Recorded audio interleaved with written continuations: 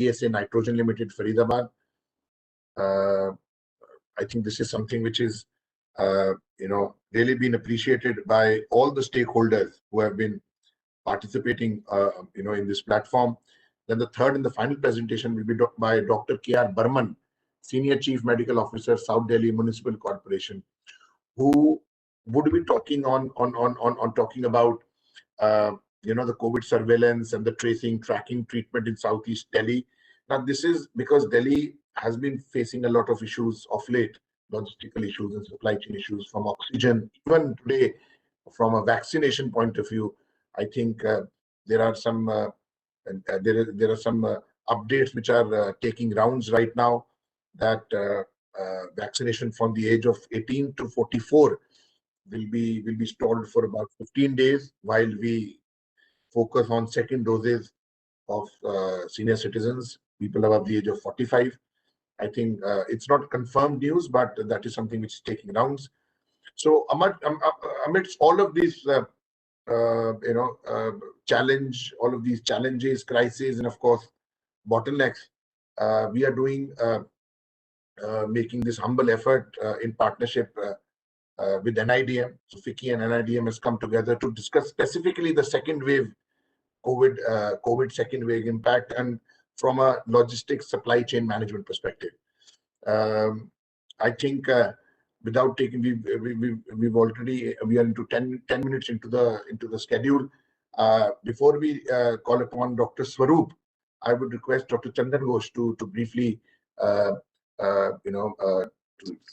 share the perspective for today, and also to introduce Swaroop sir, who has taken out time to be with us. Yeah, thank you, Rubab. Dr. Swaroop is finding some problem with audio and video. Even though he is here, he is not able to show from his system. I think his audio is not. Are you able to hear me now? Yeah. Okay, we can hear you. Okay, I think things are back to normal again. Okay. Yeah. Actually, the biggest frustration in life is when you are dealing with these gizmos where you cannot even shout at them, you see. Something always goes wrong. Had it been a human, I would have really beaten the backside of him actually by now. All right. Anyway, very nice to be with all of you, and it is wonderful being with you now. So tell me whenever I have to start, and I'll begin with it. Yeah. Just in a minute, we are going to call you. Dr. Swaroop, you are most welcome. Today is the third day or the last day, but last is not always last. It is always the beginning of understanding so many things in the life that happening all across the world, especially about the COVID and post-COVID syndrome, and so many things are coming. So last 2 days we had speakers from various background, especially yesterday we had Dr. Kamath from Kodagu Institute of Medical Science in Karnataka, Madikeri District Hospital. He's a HOD there, and he has talked about the vaccine only, particularly which one is good, which one. He didn't say anything good or bad. He says that what are the protocols to be followed, just like as that Covishield or Covaxin, there is no difference, but he has given a very, very clinical details about the vaccine and their efficacy and how they are going to prevent. So that was a wonderful lecture, followed by Mr. Sarabjit Singh about the emergency. He is an emergency specialist in UNICEF, and he is very, very lucidly he has presented that what are the emergency preparation being made, and what are the good examples that he has himself involved, especially taking example of Bombay, that how they have been able to curb the number as well as the kind of war zone that they have created to take up the COVID control, as well as the kind of effectiveness that which he has highlighted, along with oxygen, what is the requirement, and how it is to be phased out, and what is the current situation, and what is the requirement for oxygen per bed per liter, which is the range. So all those things he has highlighted in his presentations. Then we had third presentation from JNU, Professor Ritu Priya, School of Social Sciences. She has really made all of us uh, uh, that what kind of treatment protocol being followed in the Western country, which he has particularly mentioned, a medicalized system, where contact tracing, testing, then hospitalization, then ventilation, then putting antiviral drug, which is being followed side by side. She has given a contrast to what, looking at our local conditions and local medicine, not I would say medicine, rather what are the local aspects that which we have been negating in to some extent to some platform, but how our soothingly Indian context of uh, care and wellness to be looked into in combination with the whatever treatment protocol that being followed, testing and everything. So she has given a contrast that how we can amalgamate both Western system or medicalized system and Indian system, which have to be given a proper recognition as well as significance, especially whatever alternative therapies as well as fellow feelingness that we have been maintaining traditionally. So she has taken a very, very, very nice session on that. And then last one is from Professor Basant Matsagar from IIT Delhi, that who has given that what Principal Scientific Advisor's Office has taken in the last 7 to 10 days of time, making a advisory or O2 mission, a group consisting of 7 very important institutions in the country, along with MSME and PSU, and how many projects that they have sanctioned, and what is the outcome, and how many in all 3 forms of oxygen. So they have given the order and also indicated that through our MSME, they can have direct MOU with the CSR fund, using many CSR, which Dr. Sharup, you know that we have been also taking a lot of things in our group, which you will be going to divulge those things that which you and your friends groups and we together have been consulting for the last 10, 15 days.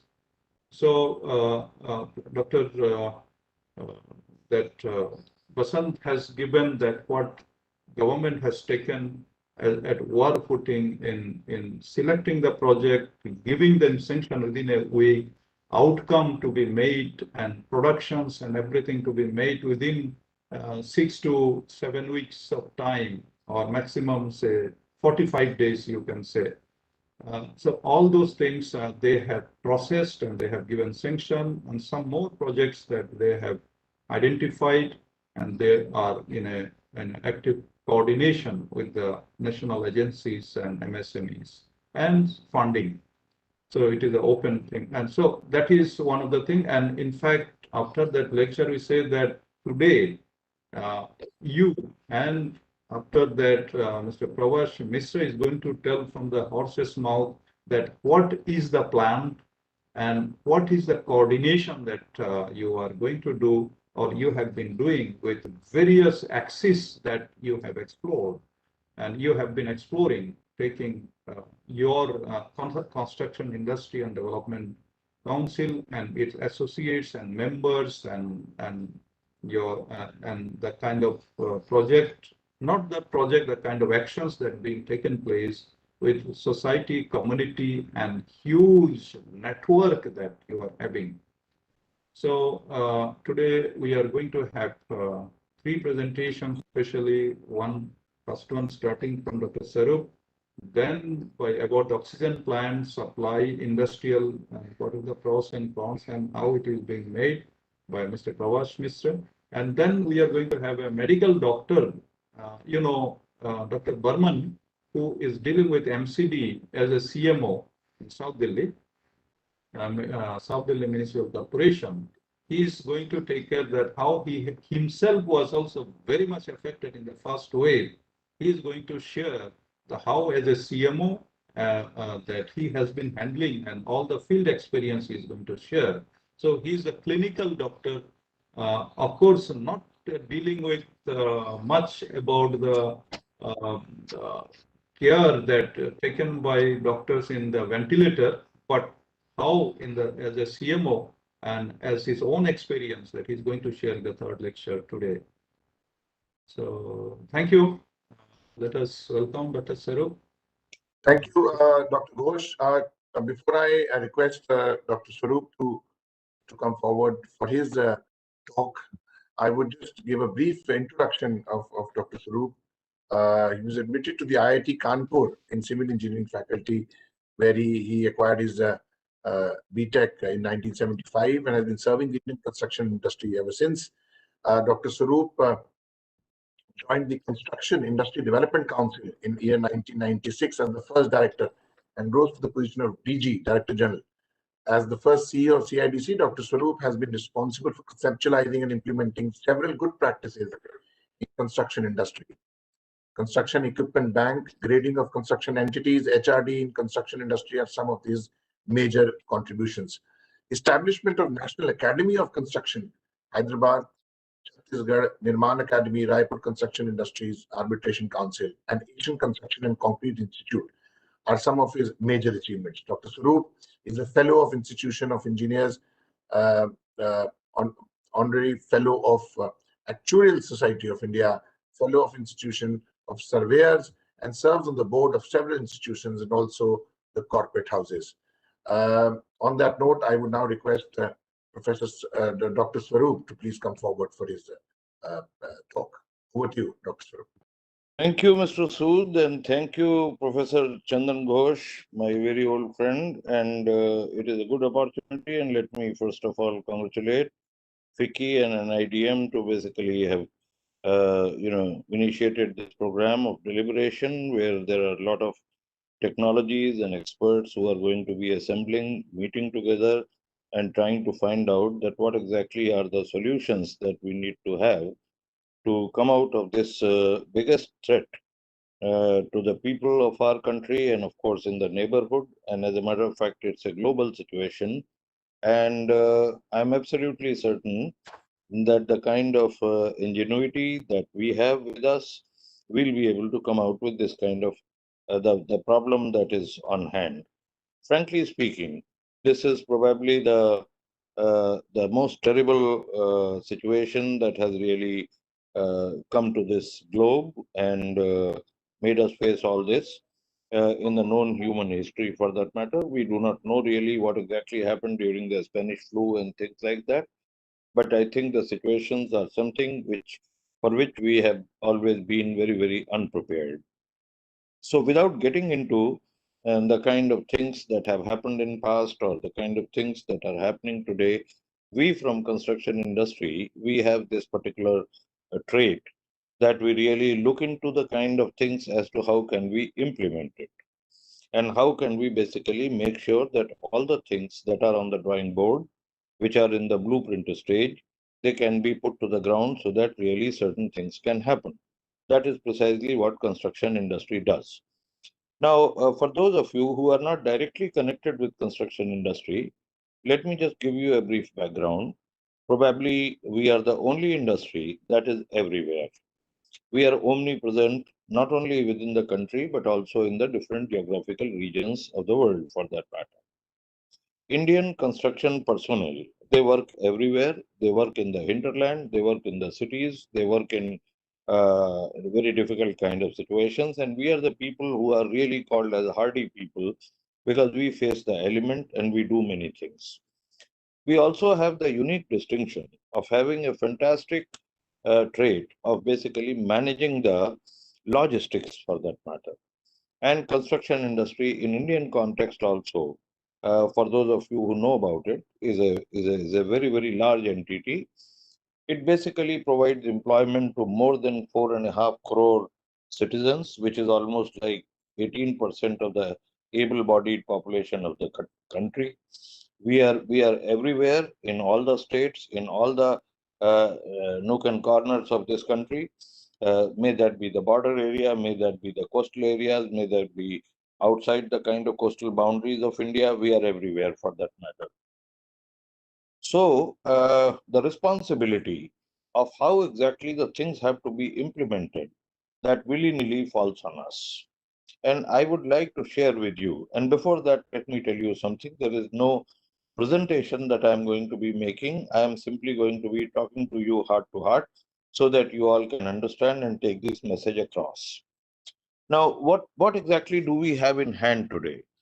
The situation that we are confronted with is basically unprecedented. We never had any kind of assessment of the dimension of this particular problem that is confronting us. We really do not know how exactly are we going to be sorting this out. But one thing which we are all certain in our mind, that one way or the other we are going to sort it out, because the life is always stronger than death, and therefore we'll basically make sure that with the collective might that we have, we will be in a position to sort out this particular problem. Now, with that, actually, there are three aspects on which the nation has to work. The first aspect is the regulatory framework. And we have to basically make sure that the regulatory framework is put in position, and the government is working on that. The only thing is that there are some small glitches here and there, and possibly because we are overwhelmed with the kind of magnitude of the problem that we have. But then I think that needs a lot of improvement. We keep on making suggestions. And the first suggestion that I would like to make, which Vicky can basically put up in the representation to the government, and that is that let the organizations who are basically from the non-governmental sector also come in full blast and start working at it. Second, they should basically make all the exports for the time being stopped, and all the imports of the essential commodities that must be made very, very open, because what we need is the stuff at the fastest pace possible. And if we are able to get it, we'll be able to save lives of our people. Otherwise, we'll be simply tied up with the kind of bureaucratic hassles.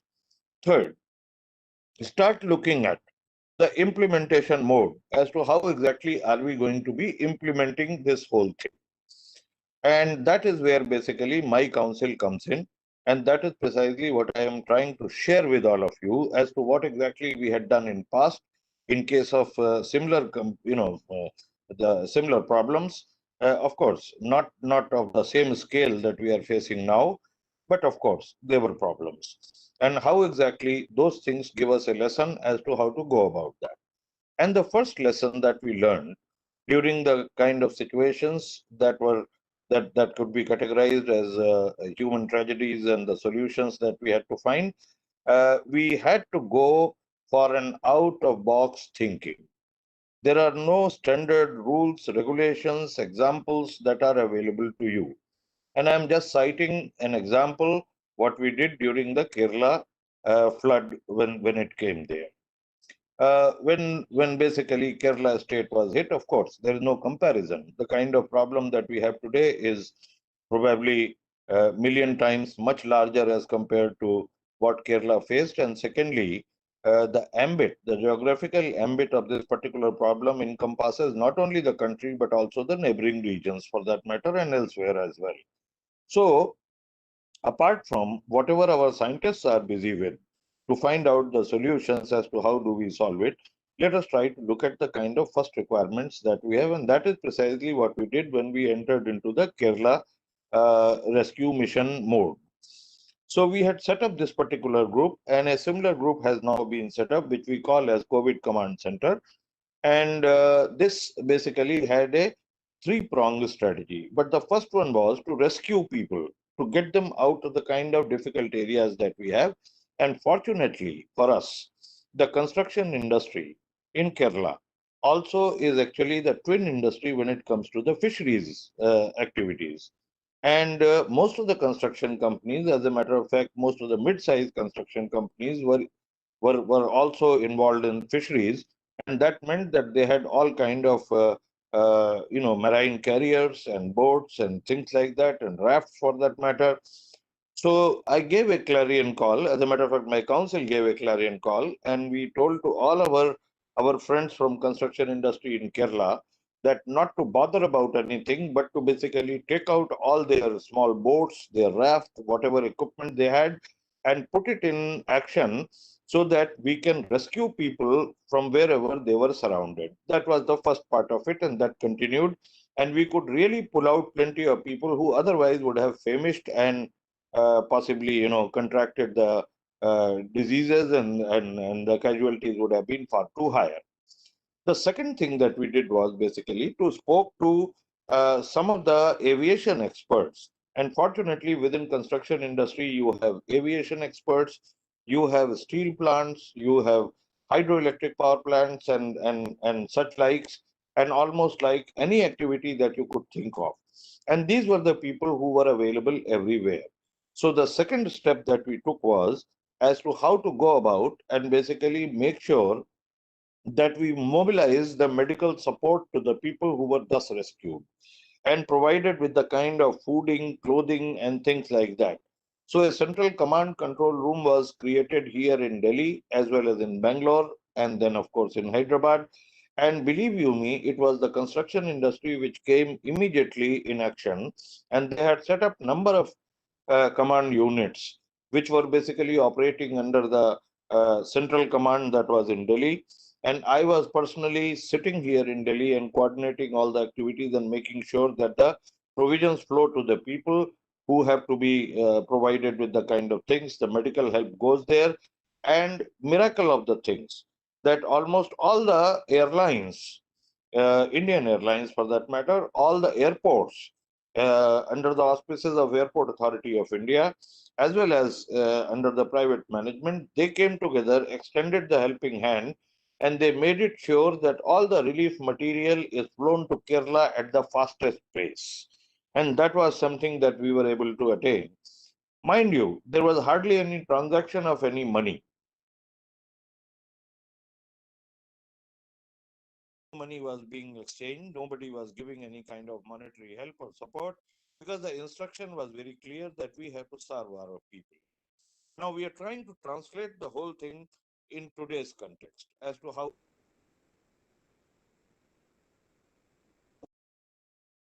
And now we have to basically we are in a process of mobilizing the constituents of construction industry. They are the ones who are basically being put on alert for that matter. And as soon as we are able to put up the plan in action, we shall be there.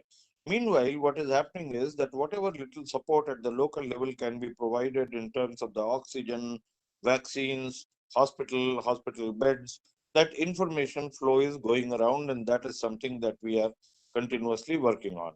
But something which I wanted to share with all of you, and using the same analogy like what we did in case of the Kerala boat mobilization or rescue operation, there is one more thing that I had been discussing, and you will be basically listening to Mr. Prabhas Mishra, who happens to be a very old friend of mine, and he is into PSA technology, and that is to actually have a lot of oxygen available to our people who need a lot of help in the hospitals. Something very interesting that emerged out of our discussion, and that was that many of the petrol pumps we have today, these petrol pumps, because of the environmental limitations and things like that, they have been told to set up certain units which basically segregate nitrogen from oxygen. The oxygen is released in the atmosphere. The nitrogen is actually used to fill up inflate the tires and things like that. So then we came to this particular solution, that how can we basically make sure that many of these petrol pumps which are there in the neighborhood can be connected to some of the hospitals, and they can have an access to the oxygen that you have there. Possibly the plants that have been put up in these petrol pumps, they can be utilized. And God willing, if this works out well, then we can basically make sure that it is the hospitals who are having a captive supply of oxygen.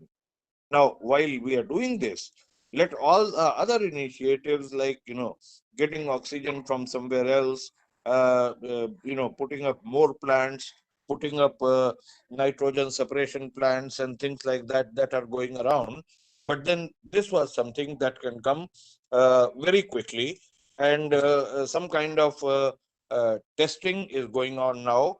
We hope that within this week, we should be in a position to come back to a conclusive answer as to how can the conversion be made.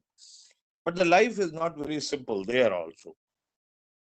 You need a lot of material, and that is basically the kind of the resins and the zeolite that you require, the lot of chemicals which are basically used as, you can say, the kind of active material for segregating it out. And the process is going to be reversed, and that is precisely what you use in the concentrators and other things also. Now, those things have to be imported because it appears that India doesn't produce such kind of material. So I think the another advice that we can give to the government is that we can make this kind of material to come in the country without any kind of restriction, so that there are plenty of petrol pumps that can be converted and they can cater to the local requirement of the hospitals. There are many other schemes or ideas that we are now deliberating continuously on day-to-day basis as to how can we bring in what we need today to combat this particular situation.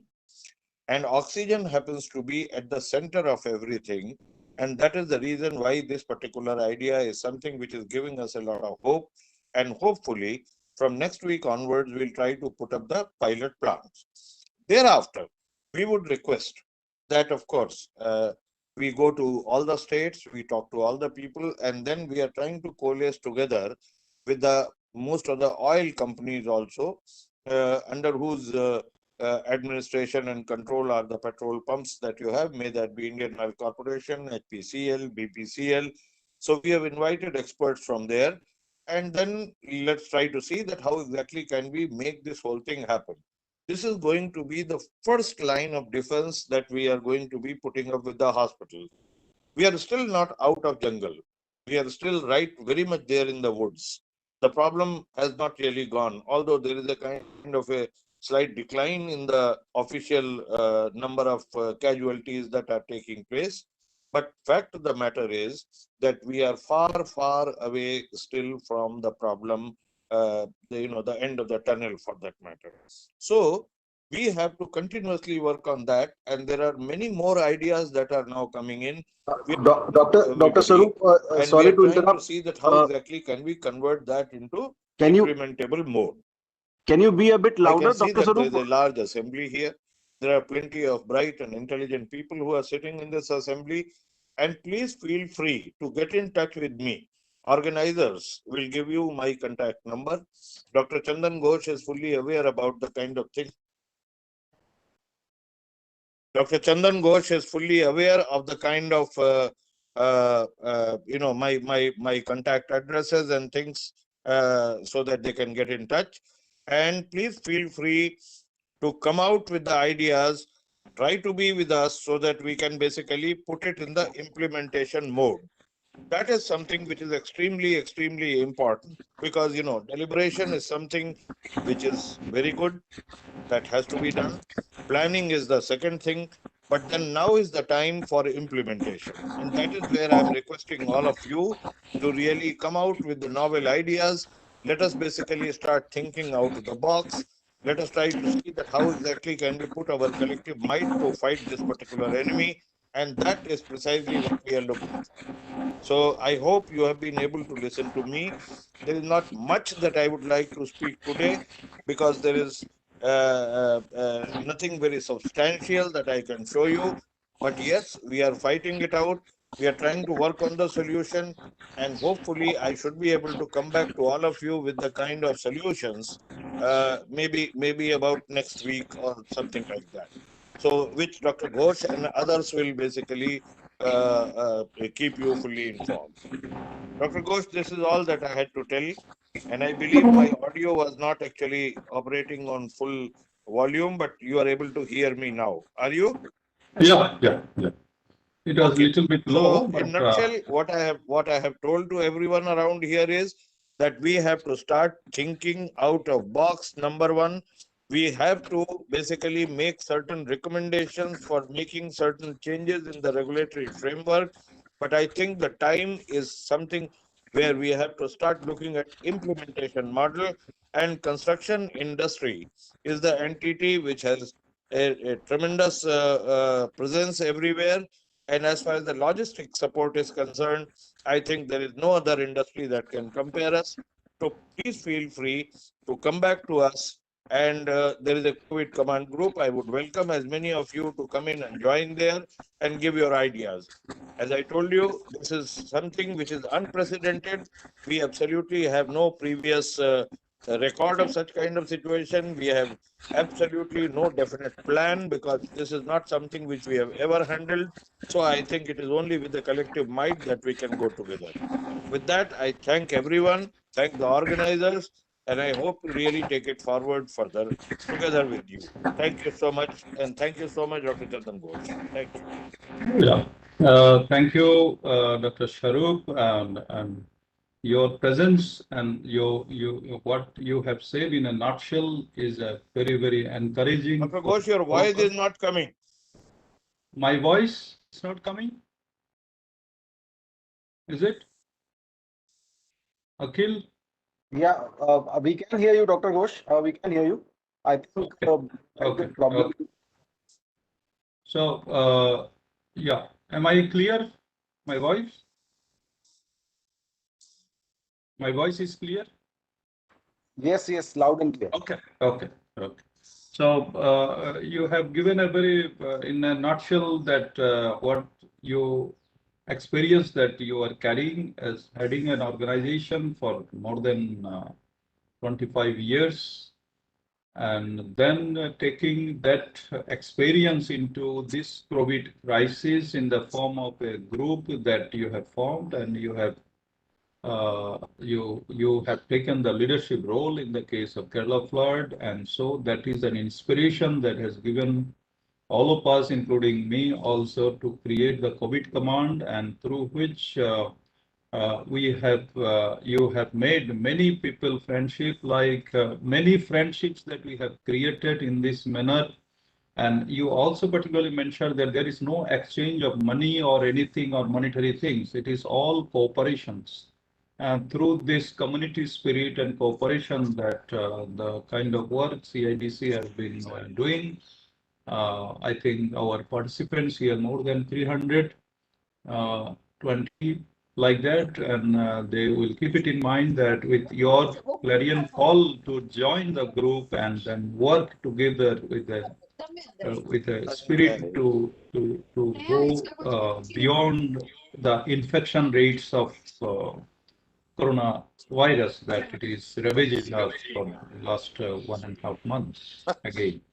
So thank you for sharing and also joining this with a very short notice. And we know that you are always busy, super busy, running a wonderful team and teamwork, even beyond your official whoever groups are there, all your employees, but you have now come out of that because you have taken now entire world whether into the group to serve this difficult time.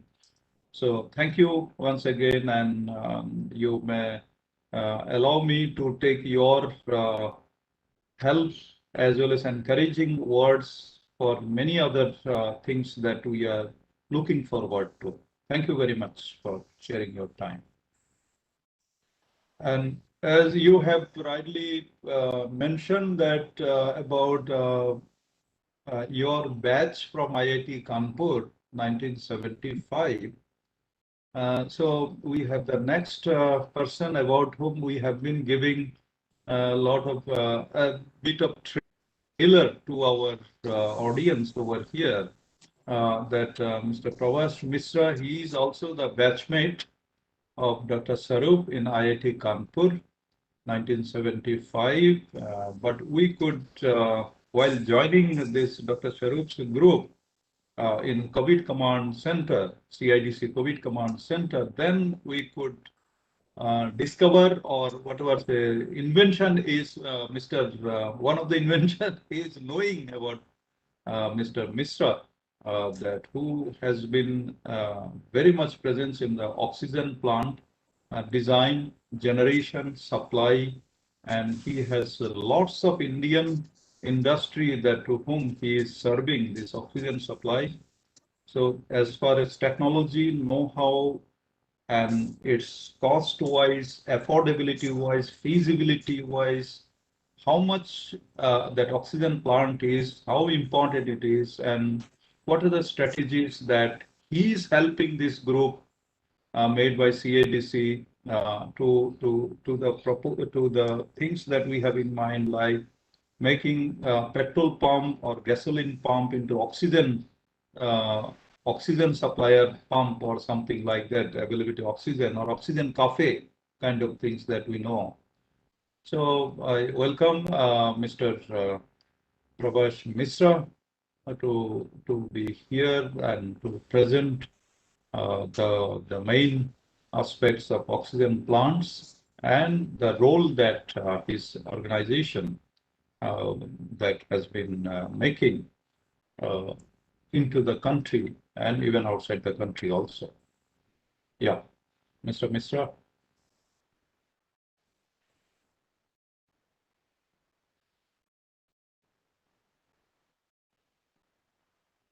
Akhil. Mr. Akhil, Mishra, is connected? I think he is logged in, but and we have also Probably. You make this share button to him. yeah, the rights to share have been assigned. Is it now audible? Okay, I have switched off my video. I thought No, you can better see your clarity video. of sound. Okay. Or yeah, is it now audible? Yeah. Yes, yeah. yes. Audible. Okay, so let me today talk about oxygen gas, a main subject that we have been now particularly discussing in the last 15-20 days. As we all know, our atmospheric air mainly consists of oxygen and nitrogen.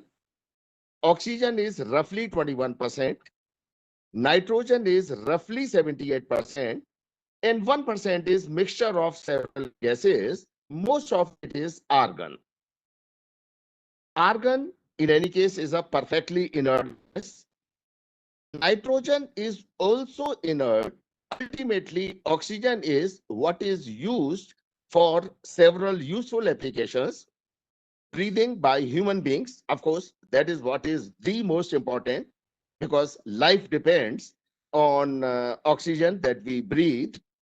But for several industrial applications, I mean, I'll talk about oxygen later, just to give some glimpse of nitrogen part.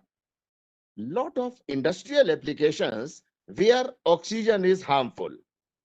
And why harmful? We can visualize that in any chemical industry or a pharmaceutical industry where there could be possibility of either a fire or even an explosion. So what is done is that oxygen is removed from that atmosphere. Take big storage tanks which are storing, let us say, some kind of flammable liquid that can possibly catch fire. So one of the common methods adopted in the industry is that we fill the top portion of that tank with nitrogen. Once oxygen is in a very small quantity of say 1%, then it cannot catch fire. So nitrogen is very extensively used in all chemical and pharmaceutical applications, and we have been for the last 40 years supplying large number of such what we call PSA nitrogen gas generation plants. Now, coincidentally, in the last 15 days, word PSA has become very popular. Not only that, all the newspapers and TV reports, they talk of word PSA, even the full form, pressure swing adsorption. But let me tell you, until probably last month, a common person may have not even heard about pressure swing adsorption. But this has been our main field of work. And just to tell you, when I formed my company almost 4 decades back, I named my company as PSA Nitrogen Limited. Of course, at that point of time, PSA was a very new word, but known to the people who are in any way associated with either nitrogen gas generation or oxygen gas.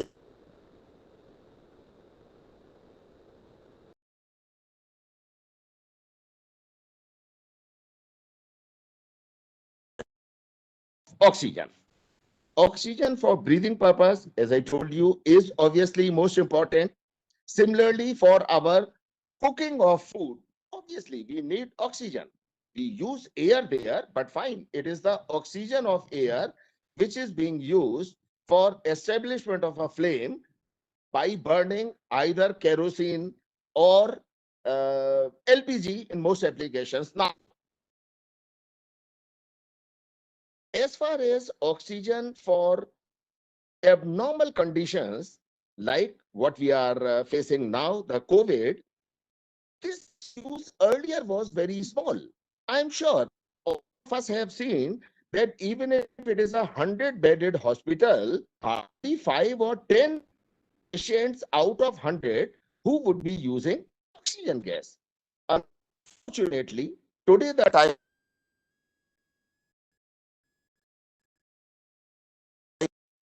of them are COVID patients and most of them need oxygen. Whatever oxygen cylinders that we see in the market, oxygen is produced by cryogenic process.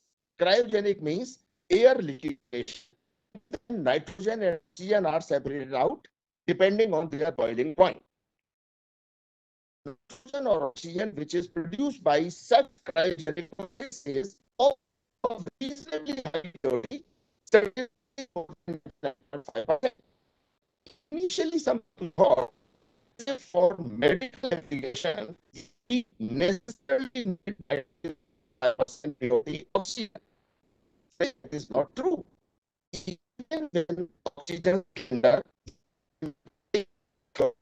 but when it is given patient, some air is added to this in order to make it more like 50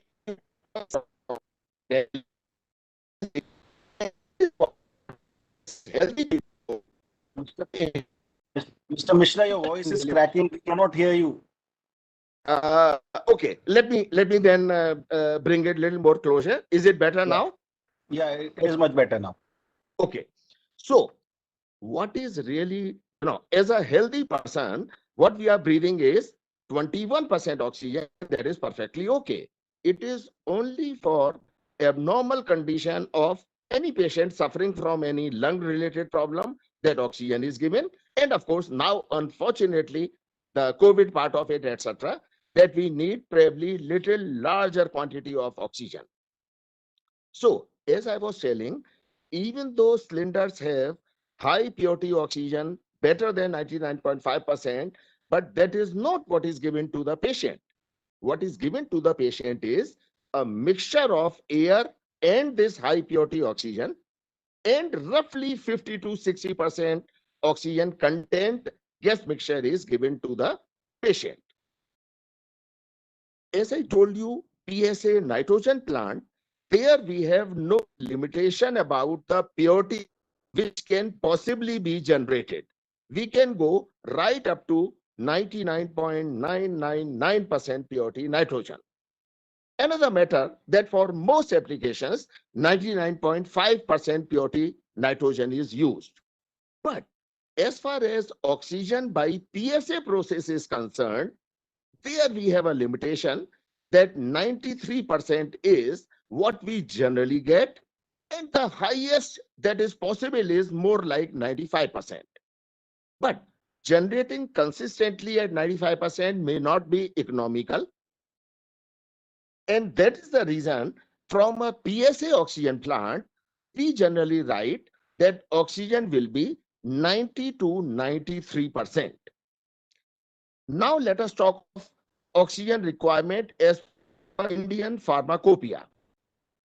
Indian Pharmacopoeia mentions that medical grade oxygen should be 93 plus minus 3%.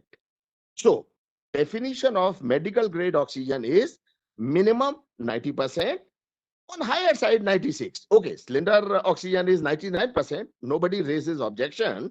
But medical grade oxygen produced by PSA process, there the requirement is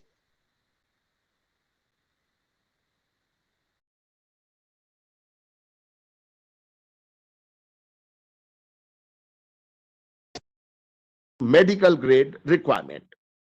Now, let me tell you, until last year, if we were manufacturing 100 PSA nitrogen plants, we were manufacturing just about 2 oxygen plants.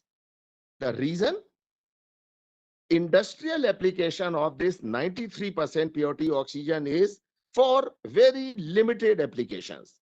It is only in glass industries or some chemical and paper industry where 90 to 93% purity oxygen is acceptable. And in case of hospital, very few hospitals who thought of installing a PSA oxygen plant. It is only in the last 6 months, because of the shortage of oxygen, that need of putting up PSA type oxygen plant came up. And of course, in the last 6 months, government has also floated several tenders. They have procured several oxygen plants. And now in the last 15 days, unfortunately, because of the second wave part of it, that any amount of oxygen produced by any method is required. In the last 15 days, not only that several oxygen plants based on PSA technologies have been taken up for manufacturing, but as we all know that manufacturing of a new plant, even at the earliest possible delivery period and the emergency situation, still it will take few weeks. So lot of work is being done of even converting existing PSA nitrogen plants so that they start producing oxygen. Now, let me add here, PSA-based nitrogen plants or oxygen plants, they are almost identical in their looks or in their basic components. By looking at a PSA plant, nobody can say whether this produces nitrogen or this produces oxygen. Basic equipment is same, basic principle is same. In nitrogen plants, we use what is called carbon molecular sieves, CMS. CMS has a property of absorbing oxygen molecules from compressed air, and that is how nitrogen is produced. In case of PSA oxygen plants, we use ZMS, zeolite molecular sieves, which have the property of absorbing nitrogen, and that is how oxygen is produced. Yes, quantity of CMS or ZMS will decide as to how much will be the production of either nitrogen or oxygen. But since the equipment is identical, so several existing nitrogen plants are being converted. And of course, this job can be done relatively very fast by changing, replacing CMS by ZMS and replacing few other components. Virtually, plant can be made operational almost certainly within 2 to 2.5 weeks. Lot of such jobs all over India are being done, and industry has come out very openly. Lot of our existing customers, they offer to us that they want to get their equipment converted to oxygen plant, and then they will donate that PSA oxygen plant to one of their hospitals in their city or wherever. So this job is being done in large number. Now let me come to the idea which came to my mind only few days back, oxygen concentrators. We all are aware that oxygen concentrators are relatively very small capacity PSA oxygen plants. It produces very small quantity of oxygen, either 5 lpm or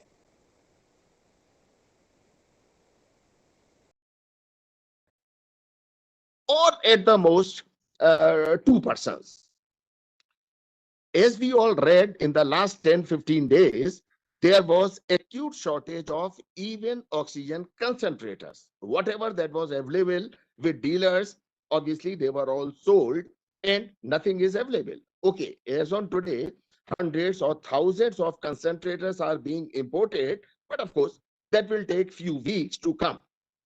The idea which struck to me almost last fortnight was, we are all aware about tire inflators. As we all know, at all the petrol pumps, etc., we have seen these tire inflators which fill nitrogen gas in the tires, particularly expensive cars or imported cars. Rather than filling compressed air, dry compressed nitrogen was filled, and that apparently increases the life of tire and also certain safety aspect. We all know that this application is very crude, no requirement of a specific purity of nitrogen. In fact, most of the petrol pumps may not even be having oxygen analyzer to check the exact purity of nitrogen. But fine, as long as it is something better than compressed air, it is being used. But large number of such tire inflators are there. It came to my mind that while oxygen is so much of in short supply, everything is being done to do whatever that is possible so that more and more oxygen can be produced. I thought that if something could be done, like we are changing large capacity PSA nitrogen plants to PSA oxygen plants, and that is perfectly technically possible. And in fact, plants have already started running in hospitals with conversion from nitrogen to oxygen. So I thought that probably these tire inflators can also be converted to oxygen. Of course, it was clear that being crude application, nitrogen which was produced was not very high purity, as was not required for tire filling. Oxygen also may not be of required quality of 90 to 93%, but I thought even if it produces 40% oxygen, which is eventually given to many patients, even that will serve a good purpose. At present, I am carrying out experimentations as to how best. I mean, there are several changes which are required to be done, and accordingly, I'm hopeful that probably within next few days' time, say roughly in about a week, I will be able to establish as to what best purity that can be achieved. My feeling is even if 40 to 45%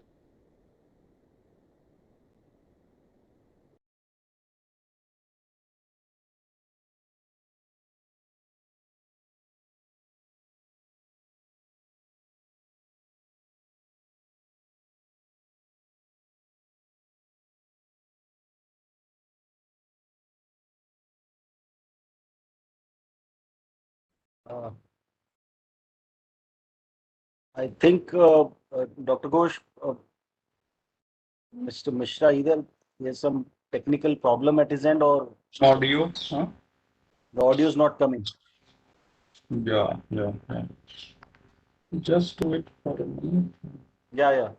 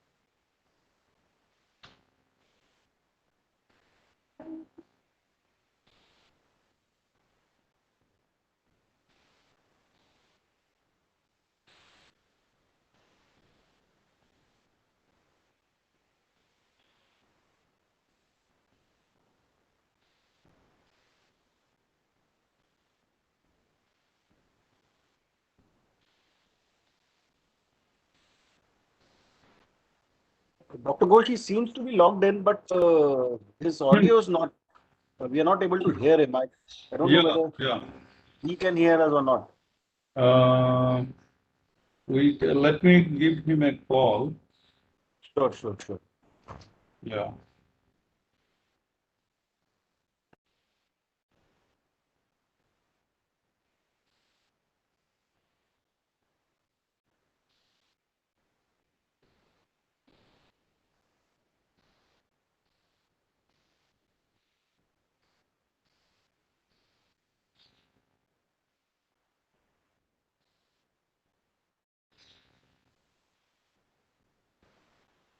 Uh, I think some connection problem there. Huh?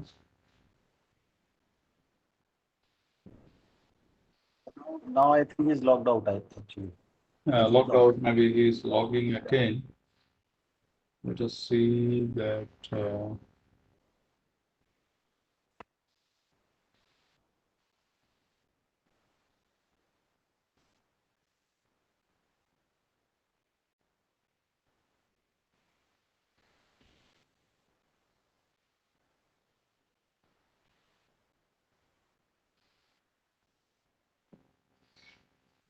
Hello.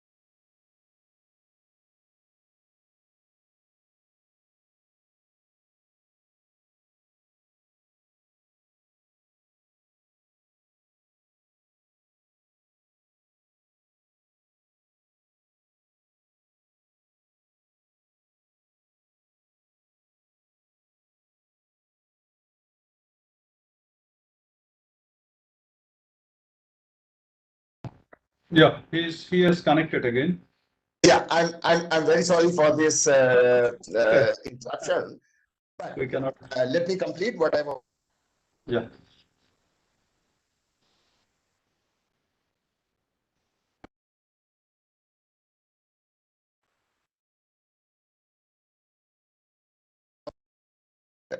Required experimentations to establish if a tire inflator can be made to produce oxygen, if not the high purity of 90 or 93%, even if it can produce 40 to 45%, that will be good enough. It may not be for some emergency cases where probably better purity oxygen is used, but I'm sure still it can be used by thousands of people, at least some load of cylinder oxygen or from other PSA oxygen plant, the load will be reduced and this can be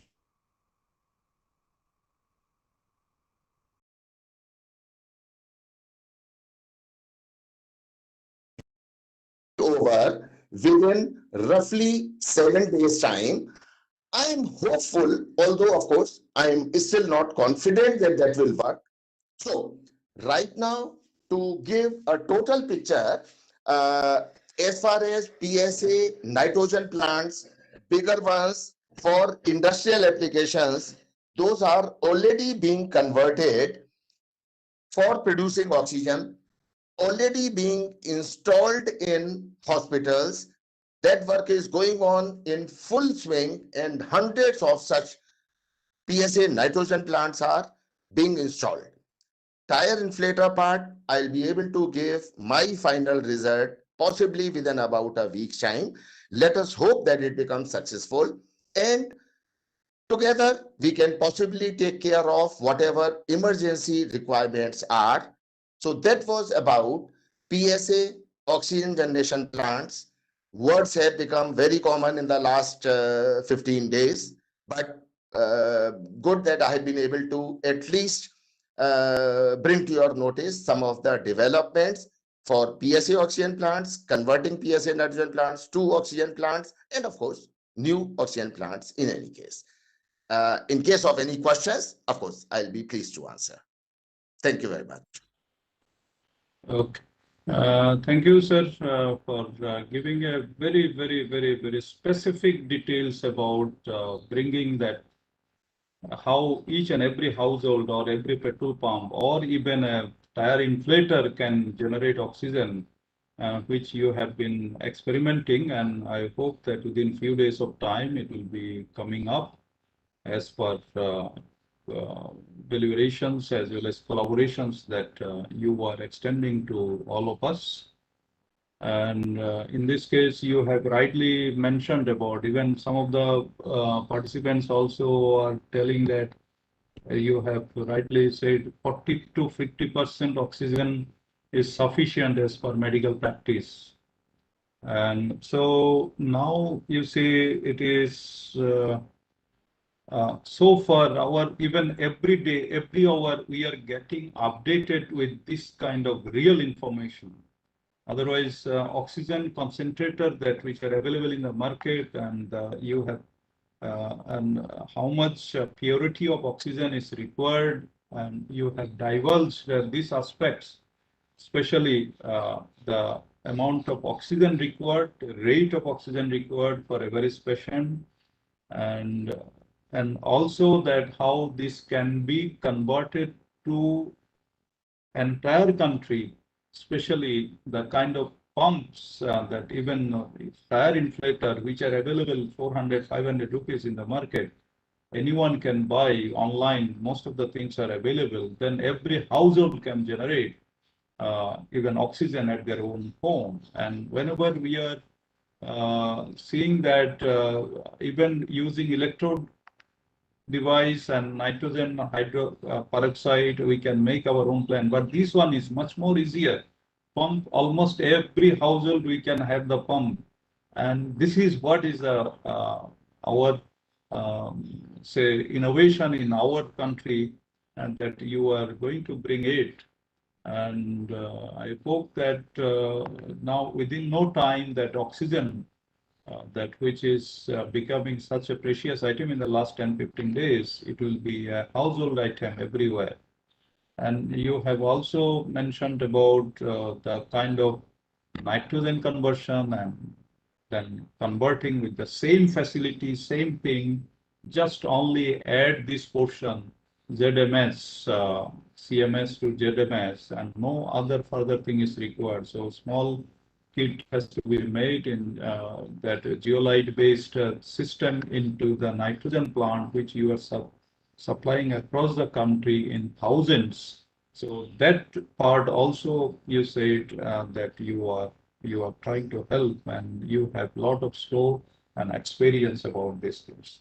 So really we are thankful to you for making out this oxygen, which is such an important thing in life. Every day we are taking it, but the kind of crisis that has come up, the country has faced in the recent times, will definitely bring us to an equilibrium and to meet the demand at every household. And as far as one thing is cost-wise, can you please maybe some of the audience, maybe participants, there are more than 3, 20, 30.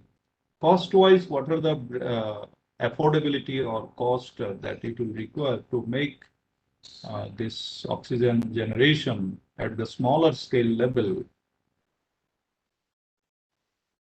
Yeah, I got your question. And let me answer like this. There is no competition between a cryogenic plant and a PSA plant, whether nitrogen generation or oxygen generation. Cryogenic principle-based plant, it produces nitrogen and oxygen simultaneously. But those plants are economical only for very large capacities. Yeah. So either steel plants or fertilizer plants, they will put up such a plant, or somebody will put up a plant, fill the gas in cylinders, and then sell cylinders 5 year, 10 year, 20 year, etc. Large capacity plants, large number of cylinders. These are very power intensive kind of plants. Startup Yes. time is very long, but fine. That is what is the purpose. You fill it in the cylinders, and then hundreds and hundreds of customers uses it. As far as PSC technology based plants are concerned, they are meant for on-site generation and consumption of gas. So, small, little higher than small and medium scale. Because for them to buy cylinders, okay, I mean, just to give you a picture, right now I'm talking of nitrogen. If somebody needs 5 to 10 cylinders, no, equal content, Mhm. buy cylinder is more economical. 5 to 10 cylinders per day is a small consumption.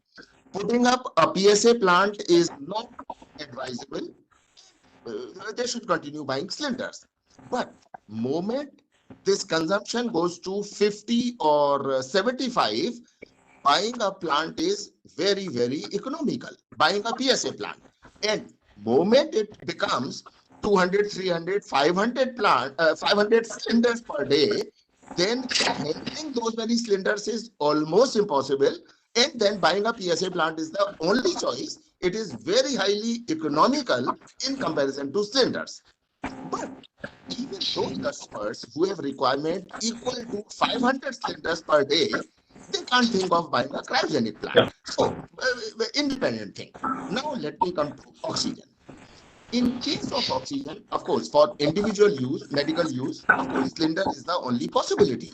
And there were enough cylinders because requirement in industry was substantially higher than what is used for medical purpose. It is only because of large number of cases all of a sudden coming up that government also had to take the action. As you all know, in the last 15 days, government of India has banned use of cylinder oxygen in industry. Only some sector has been exempted. Otherwise, why? Because let it first be used for medical. Okay, industry is at present suffering because of non-availability of cylinders. But fine, human life is much more important. So, generating oxygen by PSA process is, in terms of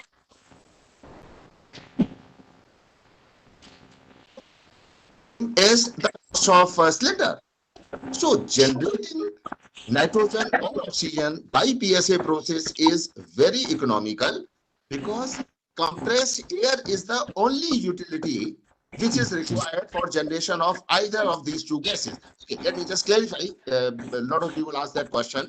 Cryogenic plants produce nitrogen and oxygen simultaneously. With PSA process, simultaneous generation is not possible.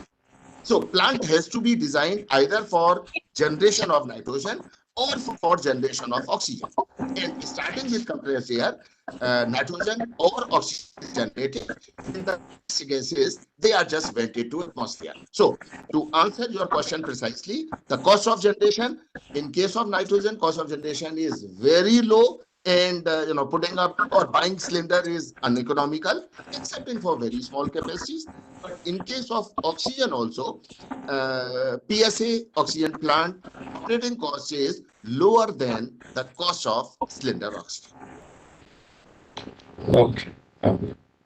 And one aspect that about that in the petrol pump, that kind of kit that you are thinking of, you have been experimenting on that, and even that tire inflator for that.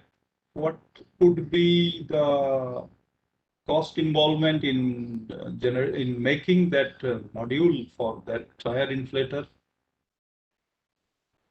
It will That be would be relatively small, but yeah, right now I'm trying different desiccates, different time cycle, different type of valve, a lot of things. So right now we are not even concentrating on reducing the price.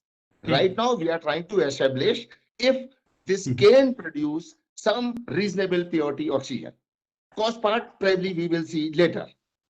okay. Right now the question is whether this can be done to produce at least 40% purity oxygen. Yeah. So probably I'll be able to come back on this in about a week's time. Cost will not be very high. I mean, it will be manageable in any case. Okay. Okay. Thank you, sir. We'll be having you. Let me check. Is there any other questions? What about electricity cost of PSA plant and other things? Someone is asking. And also, of course, these are about electricity cost and other things will be affordable because it is not As I told you, the electricity consumption is only to the extent of production of compressed air. I mean, okay. that is the only utility which is required. Okay. And, as I told you, that is the only operating cost. Cost of power is the only operating cost, and it is reasonably small. And in case of oxygen, comparable to cost of cylinder. In case of nitrogen, substantially less than the cylinder. Okay. ठीक है. Let us thank you very much for your very specific, very lucid way of explaining the oxygen plants, about them, and nitrogen, how different they are, and how they are to be produced, and what are the small and medium-sized kit can be made for everyone, so that we do not face this scarcity. And technology-wise also, things are already very simple, and which you wanted to take it up to the mass scale level. So on behalf of NIDM and FICCI, we are really indebted to you for sharing your experience over this platform. Whenever we see that such kind of things are going to come up, we'll definitely take your help and visiting your plant when this, and also taking up a lot of our participants to, because we are mostly there from the industry. So we'd like to visit you, see you, and how these are being produced. Probably this is in the COVID period, or in this period, this is kind of when first wave started last year. At that time, people have gone, all IITs and ITs and every institute, they have gone into the mass scale production of ventilator, or even several tons of non-alcoholic and alcoholic that sanitizers, and then mask at village level, every level even. So now the thing is, it is a life that oxygen generation, and then making it available and distribution. So this is the focus as of now. Thank you, sir. Thank you. Okay. So now, friends, we are going to have a person among different from every one of us, especially in the panel. Different means that we often describe that doctors are we are now saying that next to God is also next word is not to be told in that manner, but they are the only living God that living us or keeping us confident enough in their sacrifice as well as their services, especially managing the COVID patient, and after testing or after symptom, and then how a chief medical officer, you have heard a lot of things over media and many things, that how CMOs are being put to work as well as extra work, extra burden, especially when you talk our neighbor, say UP or CMO, how they are being questioned. But here is a person that Dr. Kaushik Rai Burman with us, that who is in Delhi, South Delhi Municipal Corporation dispensary, that he's the CMO in that, and how he has been managing in the field and taking data, and he has his own database of patients as when we are talking to him. So that what kind of patients come and how he identifies and what are the symptoms and what kind of reference, what kind of advice that they give as a doctor in a dispensary.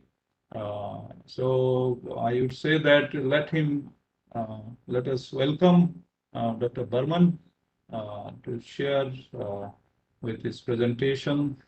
And this is probably the last say presentation for this 3 days one. But as I said, last is not the last; it is a beginning. And every presentation, every session, we see that we are coming to know, we are getting enlightened. So let us welcome Dr. K.R. Burman to have his views on the very topic that we are dealing with. I think I'm audible. Yeah. Thank you, Professor Ghosh. I've been in morning 11 o'clock. I got a very emergency call from casualty or disaster management team. Professor Ghosh told me that you have to say something about your experiences in the field. And at this onset, I was little bit hypoxic. And though in COVID, we used to call it as a happy hypoxia. But Mr. Mishra's lecture, the oxygen production theme is really generate my, support my hypoxic state. So I'm a little bit comfortable to talk something about my field level experiences in COVID-19. Now, my presentation was there, but unfortunately, I'm not able to display it over here. Is it possible, Professor Ghosh, to display my presentation? Yes, Dr. Burman, if you can send the presentation to I've already sent. I've already sent to Professor Ghosh. Okay. We'll run the presentation from our side. Yeah. That will be better. That will be better because I don't have a webcam in my desktop. Sure.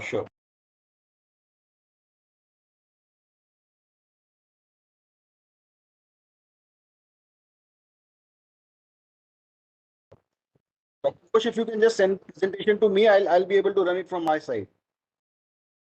I've already sent to. Can you tell me your email? Can you send me your email? My email is akhil.gupta@fiki.com. Just 1 second. Can you spell it? AKHIL. AKHIL. Gupta. Gupta. @fiki.com. FICCI.com.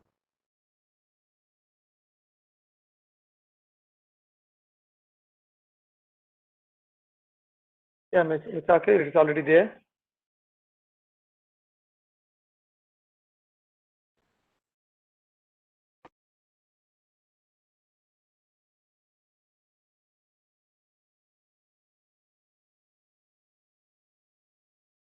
Yes, I have received it. So I'm just running a presentation. Okay.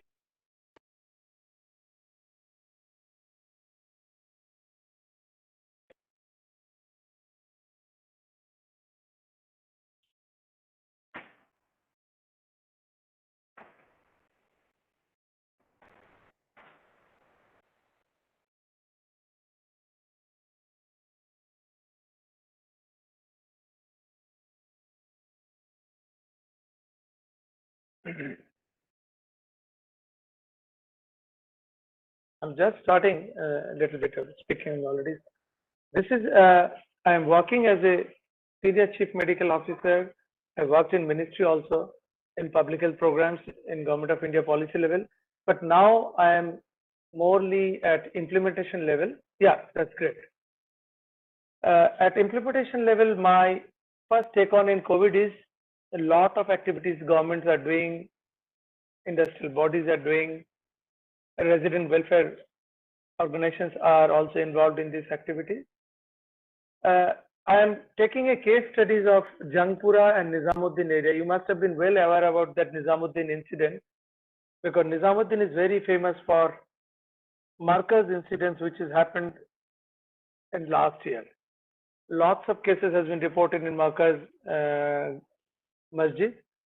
So it is around 70,000 populations over there, and it is under Daryaganj ward of SDMC Municipal Corporation and as well as Southeast District of Delhi Government Districts. I specifically mentioned these two because Southeast District of Delhi is monitored by Delhi government, whereas ward is monitored by South Delhi Municipal Corporation. Now, in these setups, we are doing all the testing, tracking, tracing, isolations, and surveillance of each and every cases.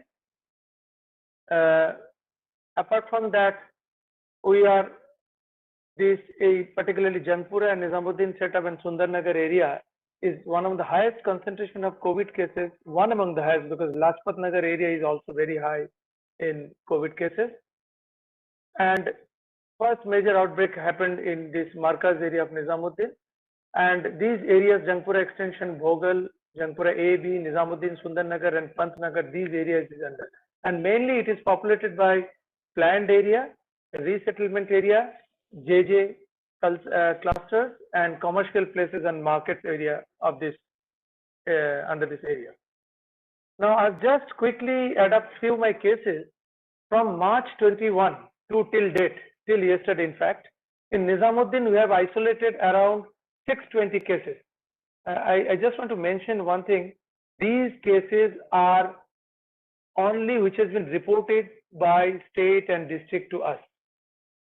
So we have home isolated around 620 patients, and total hospitalization is around 49 patients from this area of Nizamuddin, and there is a death of 4. In fact, there is 15 deaths, but it has been reported for our channel it's 4. Same as Jangpura Extension is a thickly populated, well organized, well planned area, but they have also same set of 603 number of home isolation, 48 hospitalization and 8 deaths. Whereas Sundarnagar is a very posh area. Sundarnagar is having 115 cases in the same time span and 14 hospitalization and 0 deaths as far as our setup is concerned. Within this total coverage area, our total area is giving around 2,500 home isolation, 164 hospitalization and 29 deaths, which includes all the areas. In this setup, I just try to locate few issues in the policy level so that at implementation level, these gap between policy design and implementation should be merged and we can do a better planning for futures. There is a major delay of reporting by the private labs. Suppose a person is getting tested in some X lab or Y lab. If it is not within the government loop or the district loop, the reports are coming quite late to us. Hence, suppose a patient is got himself tested on 1st, and we are getting report on 6th or 7th, we are lost around 7 days of isolating or hospitalizing or giving any treatment to that patient. And in the meantime, those patients are coming every day to different private practitioners, different hospitals, even in the higher centers, in the primary healthcare centers also. And they are mixing with huge number of general populations, and there is a huge intermixing of patients with the common public. Now, because of another issue is which we are locating that many people, because of lack of knowledge or lack of faith or lack of belief in the system, they are doing repeatedly testing 3-4 times on the same time span, and that basically adding up to our job, because same patients with the same Aadhaar card having 3 tests in the same address, it is tough for the peripheral health unit to manage those sort of patients, because we have to give pulse oximeter, we have to maintain their all temperatures, all daily signs and symptoms to that particular patient. And this is my take on that. In current second wave of COVID, RT-PCR cannot be a gold standard again, which was there in the first wave. This is because many patients who are reported to us are RT-PCR negative, and because of their RT-PCR negativeness, we have to confirm them from home HRCT, and once HRCT we are doing, and many patients are showing ground glass appearances in the CT scan, and they are having the symptoms from COVID, but they are RT-PCR negative, and they are within the community even. They are not even isolated because they are RT-PCR negative. And incorporations of CT value, most of you people who are doing the COVID test or who are getting your test done by RT-PCR, everybody is asking what is our CT values. But many testing labs which are linked with the government district team, they are giving only the positive and negative reports to us. They are not mentioning the CT value. And now in the second wave, CT value has got a major importance for treating a patient. Lower CT values are higher infection rate. Higher CT values, if it is more than 24 or 25, we treat them as a mild cases. They are not major cases. So there is a very big involvement or interpretation of the CT value as far as this is concerned. So we are not getting these things from the reporting channel. Now, how to scope? What is the scope of improvement in these particular testing setups? That is, there is no national and state level reporting platform till date. District is getting the report from the respective labs who are linked to them, but the labs which are not linked to the district management, they are not getting report. And moreover, all the reports, some are in Excel based, some are in PDF based, some are in web based. So there is no common platform across states, across India, so that we can track each and every patient in one go. Suppose a patient from Delhi is visiting Kolkata or Mumbai, and if he or she is getting tested in Kolkata, I cannot track that patient sitting in Delhi, though I get a phone call that there is a patient in Kolkata from your area, he is or she is a COVID positive. So immediately we need a national portal, which is very easy to make a portal, and every single lab should be asked to report in that according to the state, block, district, whatever you want. Then testing area, most of the health units are conducting tests, and if a health unit is doing the test in a health setup, then it is a problem for the many general patients are mixing with those so-called COVID positive or maybe turn out to be a COVID positive patient. So this intermixing should be stopped, and there should be a testing either in community centers or in a panchayat ghar in a rural level, or maybe a schools, whatever, like the vaccination is going on in the schools. Same way we should do the testing in that level also.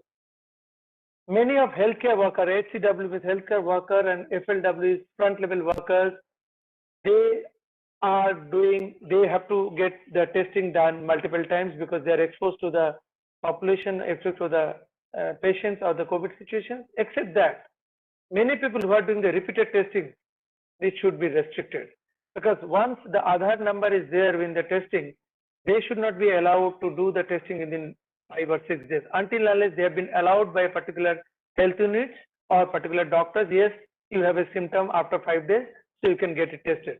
So testing should not be done at random for every patient in every week, 2, 3, 4 times. It creates a problem for us. The next is very important is community diagnosis. I am not talking about the patient diagnosis. This is a community diagnosis.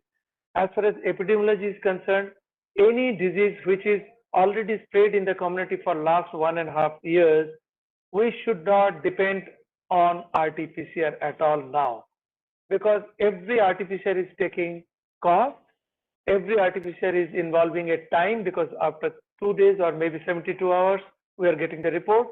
So there should be an alternative plan called syndromic approach.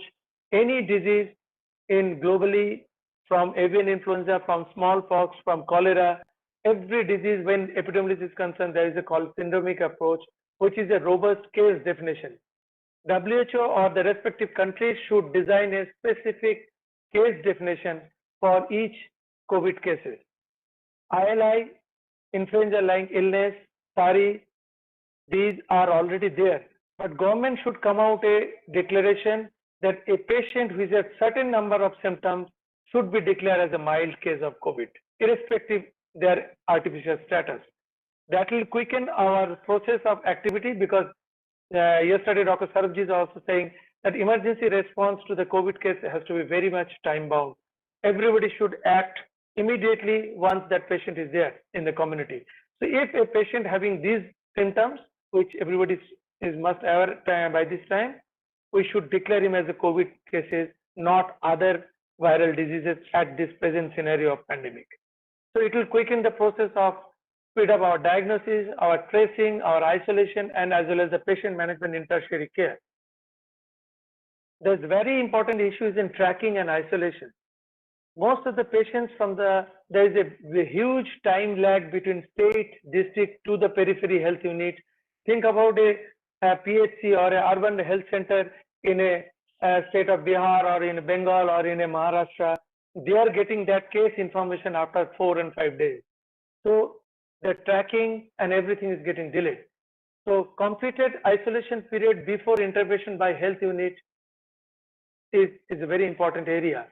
Many patients are already crossed 10 days of isolation, which is a mandate by government, before the report comes to us, so that once we track them, they said that we have already completed our 10 days of isolation. And during that time, we are not able to intervene any single patients, and they must have been roaming in the community because they didn't know about their reports, their COVID status, and they are spreading the disease right and left. Many of these patients are also not strictly following isolation protocol. They have to strictly to a one room, to their bedroom. They should segregate themselves from the other family members. They should not visit their office. They should not visit the community. But because of delay, they are not maintaining this isolation protocol. As well as lethargy and lagness, because last 1.5 years, all the society, all the communities are suffering from this disease. People are now getting fed up. They don't want to listen to so much stringent protocol of isolation or quarantine. So they are within the community, and they are also a big spreader for the disease. Intermixing with the family member, very important guidelines which government should think about. That is this intermixing with the family member. Now the COVID cases is very high in the community. Suppose if a family of 10 or 7, like Nizamuddin area, many houses has got 7 or 8 people are staying within the same house. And if 1 or 2 people are positive, and if they are staying in that same single or 2-room family setup, they are spreading the disease among the family members. And as those family members are not isolated, they are also spreading the disease within the community. Now, the minimization, the scope of improvement is the duplication minimization is very important. Correct address, correct phone number, it's not mentioned in the lab forms. So there's many patients who are getting Nizamuddin Delhi and with a phone number. Now we are not able to connect that patient within 1 day. We are again the process.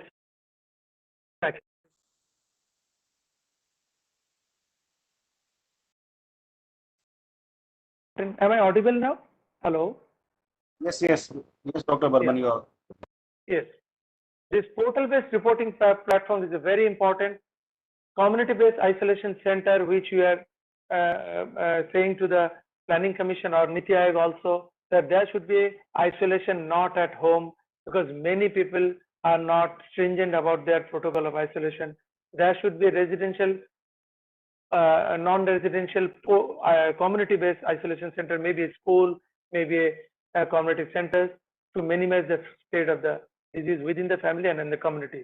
Involvement of RWA, involvement of market association, religious leader is very important at current stage, because every alternate person, we don't know their positives or what is the status of COVID.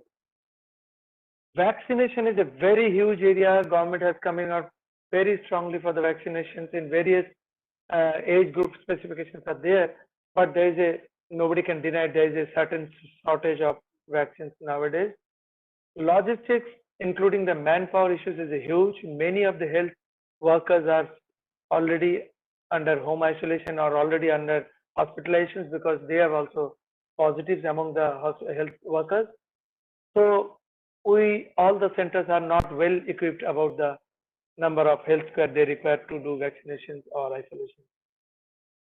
CoWIN app, by the time many people have well acquainted of the CoWIN app, but there's a major issue which has already proposed this thing to the state, that in CoWIN app, everybody has to register their name and everything. See, when Aadhaar has got a QR code, we have suggested that every QR code could be scanned in a minute, and all the data, their addresses, their phone numbers, and their photos and their details are there in that QR code. So government should use that QR code for doing the vaccination, quickening the process of vaccination. Now, every health center has got a crowd of 300, 400 people daily for this vaccination. We don't know the status of their COVID status. Maybe 50, 60, 70 people out of that 300 are COVID positive. So we have to take it's a very serious concern for the disease spreader. When we are talking about third wave and fourth wave, unknowingly we are creating these iatrogenic conditions where within the community the spreading is happening. These people have to be tested at least by rapid. If you can see that I have a scope of improvement, I've written screening of this pre-vaccinated crowd through rapid testing is must, because by that we can increase our testing and we can screen who are actual COVID positive among those vaccinated group or not. Again, there is a very important suggestions which government is undertaking when we have proposed these things to Niti Aayog, to Mr. V.K. Paul also, that all the vaccination site has been decided by age group. Previously it is 60 plus, then it is healthcare worker and front level worker, then it is 45 plus, now it is 18 to 44. But if you take that out of 640 odd districts in India, if you prioritize or strategize the district which is a high COVID index cases, and even the blocks which has got high COVID cases, all the urban area which has got high cases, we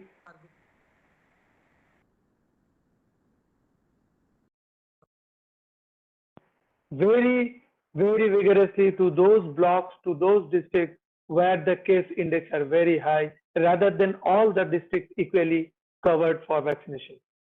The ring vaccination is a very strong epidemiological tool which has never been tried in India yet. The urban cities like Pune, Delhi, Mumbai, where cross movement of the crowds or people, citizens are very high, very big number of populations are coming from Pune to Mumbai.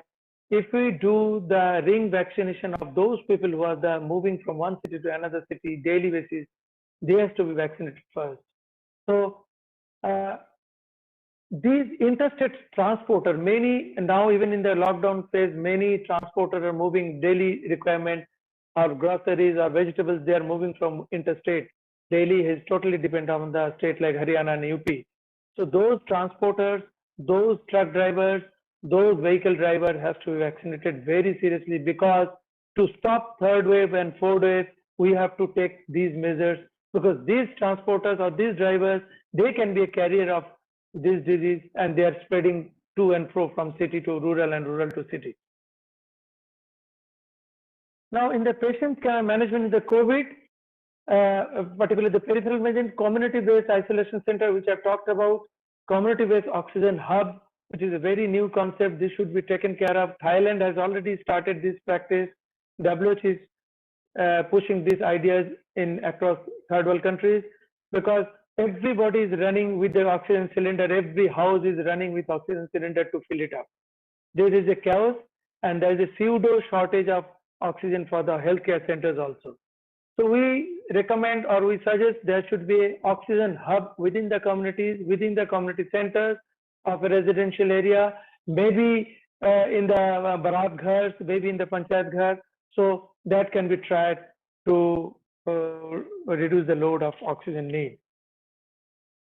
There is another preventive hydroxychloroquine, HCQ, ivermectin. These should be tried in prophylactics in many cases. Karnataka and Kerala is already started prophylactic distribution of ivermectin and HCQ, whereas in Delhi we have not yet started. So if a house or if a community is a high index of cases of COVID, the HCQ and ivermectin should be used in a prophylactic way to the people who are not yet been affected. Now, policy issues, and some recommendation for the policy, the proper cohesion between state and local bodies, because I am working in a local body and in COVID management by district disaster management authority, but workforce management is by local body. So a lot of cohesion is required for quick emergency response, for the quick case detection, quick patient treatment, isolation tracking, and lab diagnosis also. Field-based activities should be more by the health personnel. Now in Delhi, because of shortage of health personnel, many health centers are doing with community health civil defense volunteers, CDVs. You must have been seen that home guards, they are doing these community-based activities, but they are not medically trained. So government should seriously think about that healthcare worker augmentation for these peripheral levels, so that community management, particularly the spread management, can be taken care of very seriously.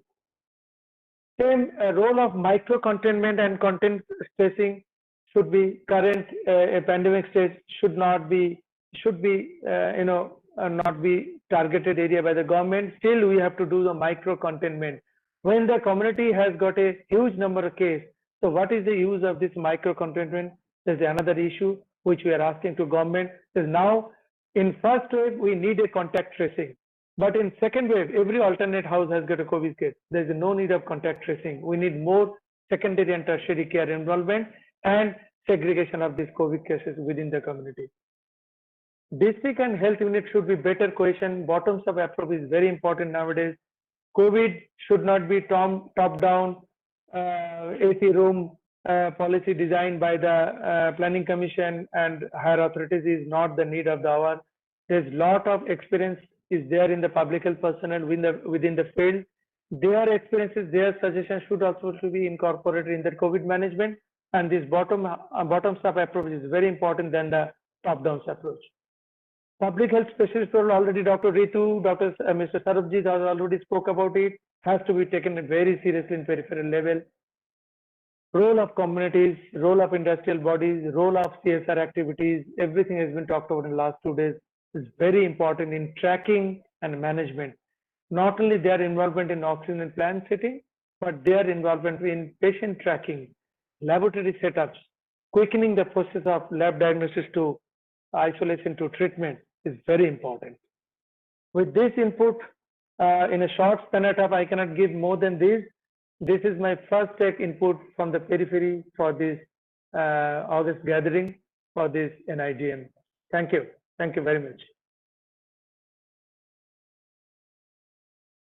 Thank you very much, Dr. K.R. Barman, for your insights, for sharing such detailed information of how well the system worked, under your guidance, under your leadership.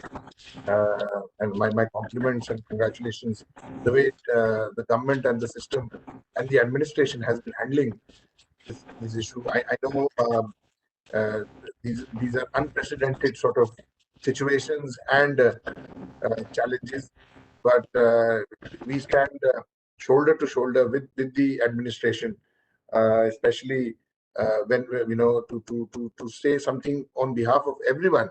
As a citizen, that what the administration has done is commendable. I know people have different opinions that this could have been done, that could have been done, but with the available resources, whatever we could achieve to deal with this crisis, I think hats off to the efforts being made by all of you, and especially the medical fraternity of this country. I think no words are enough to thank them the way they have led from the front in handling these crisis situations. Thank you so much, Dr. Barman, for sharing your experience, your live experience, and with some very valuable. Thank you so much, Dr. Ghosh. I would also like to welcome Dr. Muzaffar Ahmed, former member of National Disaster Management Authority, to our platform. Thank you so much, Dr. for joining us today afternoon. Shortly, we'll have the valedictory session. Thank you. Thank you. Yes, Professor Ghosh, over to you. Yes, Professor Ghosh. Welcome, Dr. Muzaffar Ahmed. Welcome, Dr. Before that, we that Dr. Burman, while dealing with last year in the first wave, now it is a first wave, second wave, third, fourth wave. While dealing with that in his area, the day night 24 hours duty that he has given while tracing, at that time tracing the contact was a humongous task given to the health specialist and all the doctors and paramedic staff. And in doing so, especially in Nijamuddin area and all those areas, day night, then he himself got seriously affected along with his family. Right now, in the second wave, we say that it is entire families, but he himself, along with his family, is severely affected by COVID while he was on duty. So I would say that, can you please tell us your personal experience, Dr. Burman?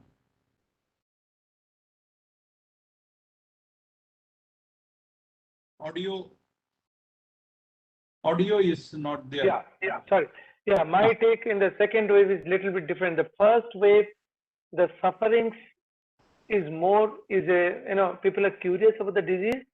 People are little bit worried. But now everybody, because of WhatsApp and media and web, everybody knows where they'll get oxygen, where they'll get remdesivir, where they'll get all the injections, everybody. Rather, the common people are guiding us, sir, you'll get a remdesivir in that shop, I have received it from there. So the dissemination of knowledge and information is quite huge. My take is that many of the information which is running in WhatsApp has to be filtered out properly. It is not very straightforward game. People are asking why with a CT value in testing of 12, which stage I am in disease.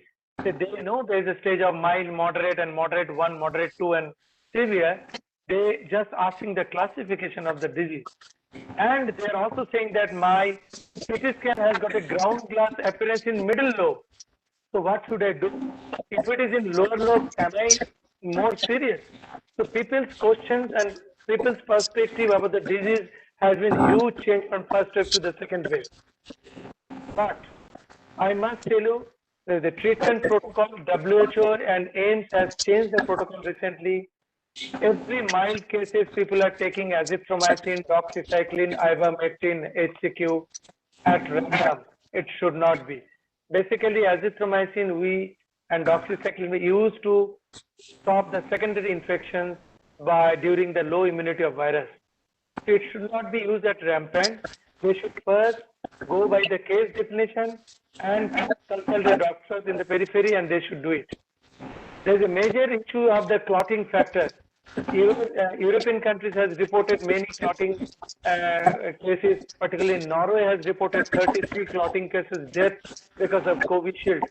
But I must tell you, AEFI site, that is all the adverse reaction following immunization site, doesn't report any major clotting in India.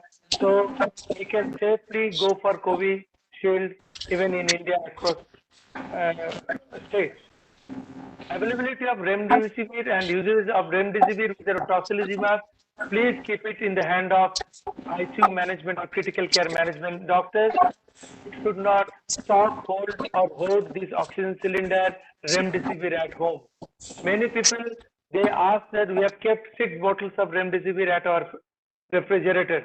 They should not do it, because now the wave, Dr. Professor Ghosh can tell it better than me. Now the wave in Delhi has got a little bit dent.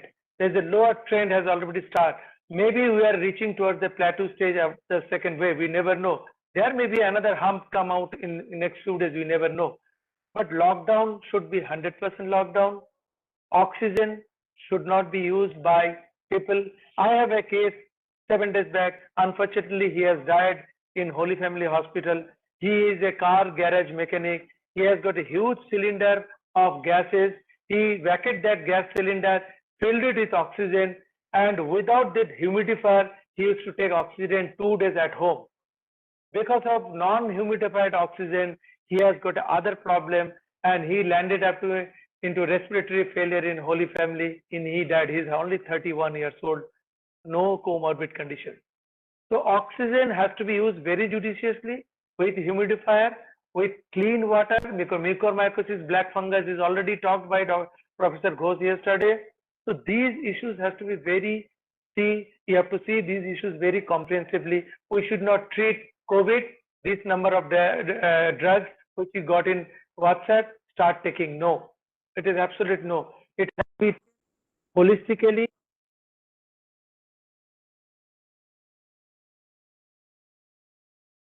What is the importance of prone position sleep? What is the importance of respiratory yoga?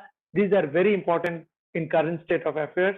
And previously we used to talk about COVID warriors among the health workers.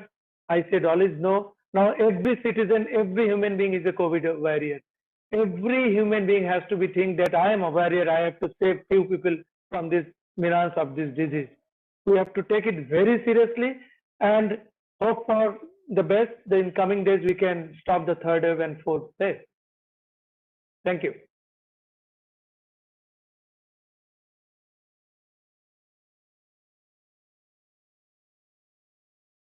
Chandan sir, you are on mute. Please, if you could unmute yourself. One thing is about the vaccination rate that which is going on. Vaccination rate, the way that lies around what about? There's some Okay. Now yeah. it is No, okay? no, it is fine. It is fine now. Yeah. Yeah. Yeah. So now the vaccination rate, which is about 26 lakh or something like that, and our infection rate is 3.5 or 4 lakh. So which you can say 5-6 times. And with this rate and the kind of the disease, this virus spread period is 12 to 15 days, 16 days, 20 days, something like that. And now it has gone to almost every nook and corner of the country. And vaccination shortage is also there. It is more of managerial as well as productions and national problem now. And you have suggested in your things, even though you are in the government system, still you have a lot of important, significant items to change and bottom-up approach also.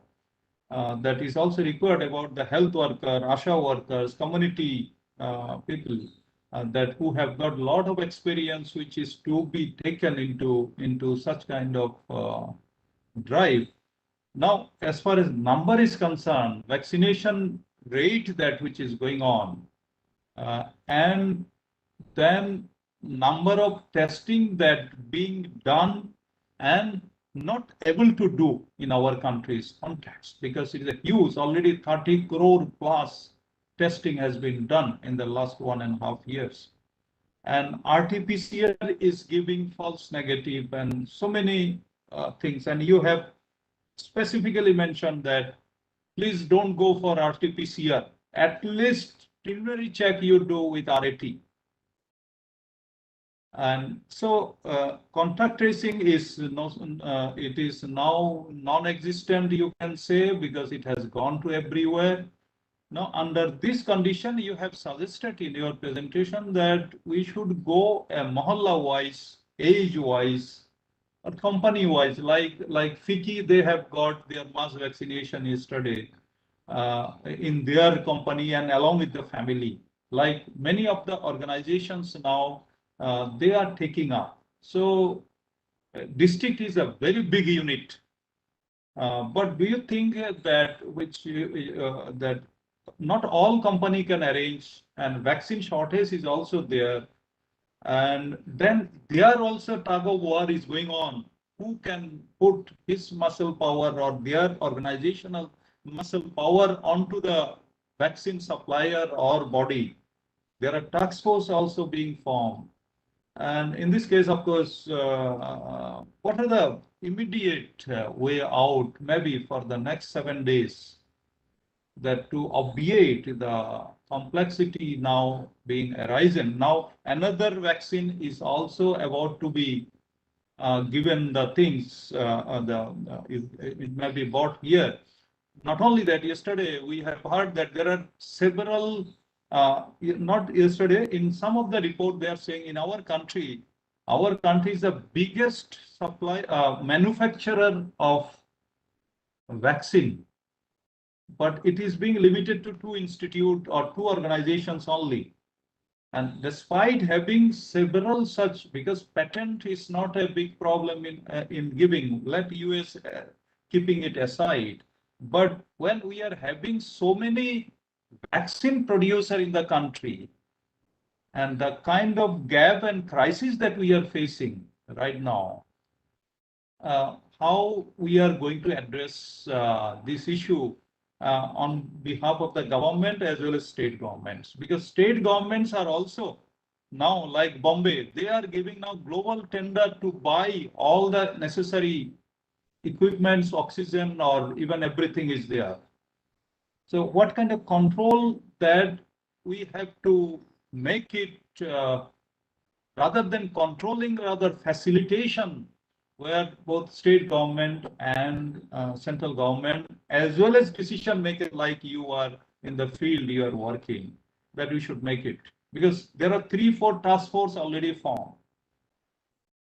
So, it's a very pertinent question about the vaccination current state.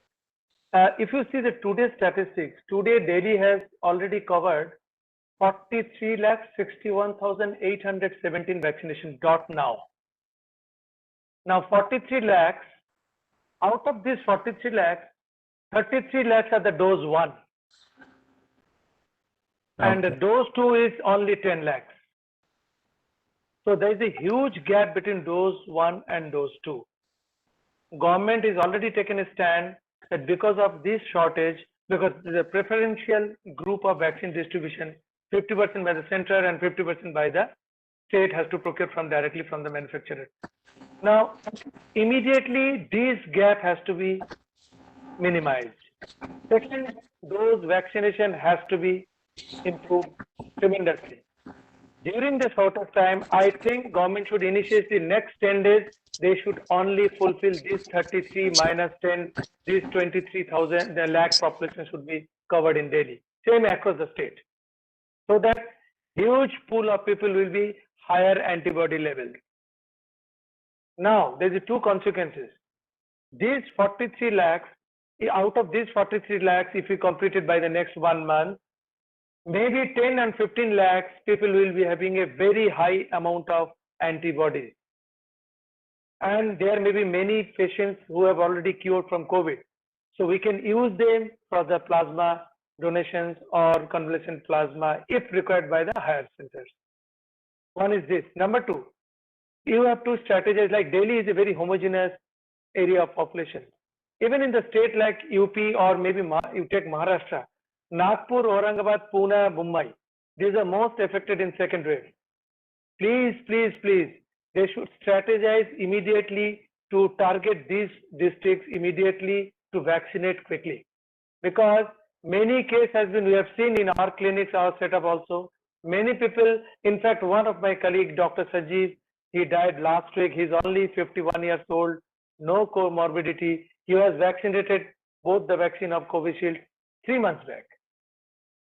So the efficacy rate of vaccine, I'm not challenging the efficacy rate, but whatever efficacy rate has been stated, that is a lab condition efficacy rate. Mind it, it is not the community-based efficacy rate.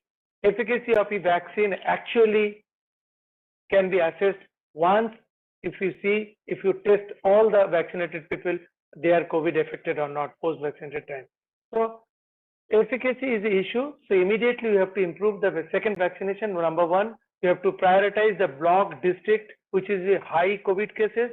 Number 2, and then government has opened 18 to 44. It's a huge group of population. Indian demography is pot belly demographic curve. It's not a reverse pyramid like Japan or China. our middle sector age group is very high. So if you targeting 18 to 44, huge amount of population we have to cover, which is not possible in current constraint. Sputnik Light is also there. Sputnik V is also there. Moderna is also going to come in India recent times. So we have to immediately merge all this vaccination in national vaccination program schedule so that we can immediately, because we are a very good exporter of vaccine initial first wave. Good credits we get in globally, but now our house is in big disarray. Second wave is a huge casualties happening in many big cities. So why don't we immediately take care of our state where the cases are very high? We should ring vaccinated them, and we should immediately try to reduce the case burden in particular those districts. Professor Ghosh.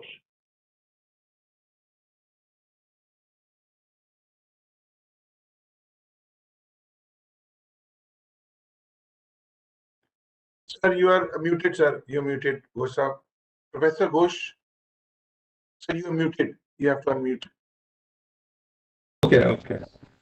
Yeah. Thank you, Dr. Burman, for giving a very the common man's perspective with even sitting with the CMO office that you have come out of the shackles. Generally, we surround them, no? But you have come out of that and giving as a common man and taking this to the people that who are listening to us or in the media or in this online platform. Thank you very much for your time and also the kind of working spirit that you maintain. I am honored to be present with you people in the last minute. I really enjoy all the 3 days.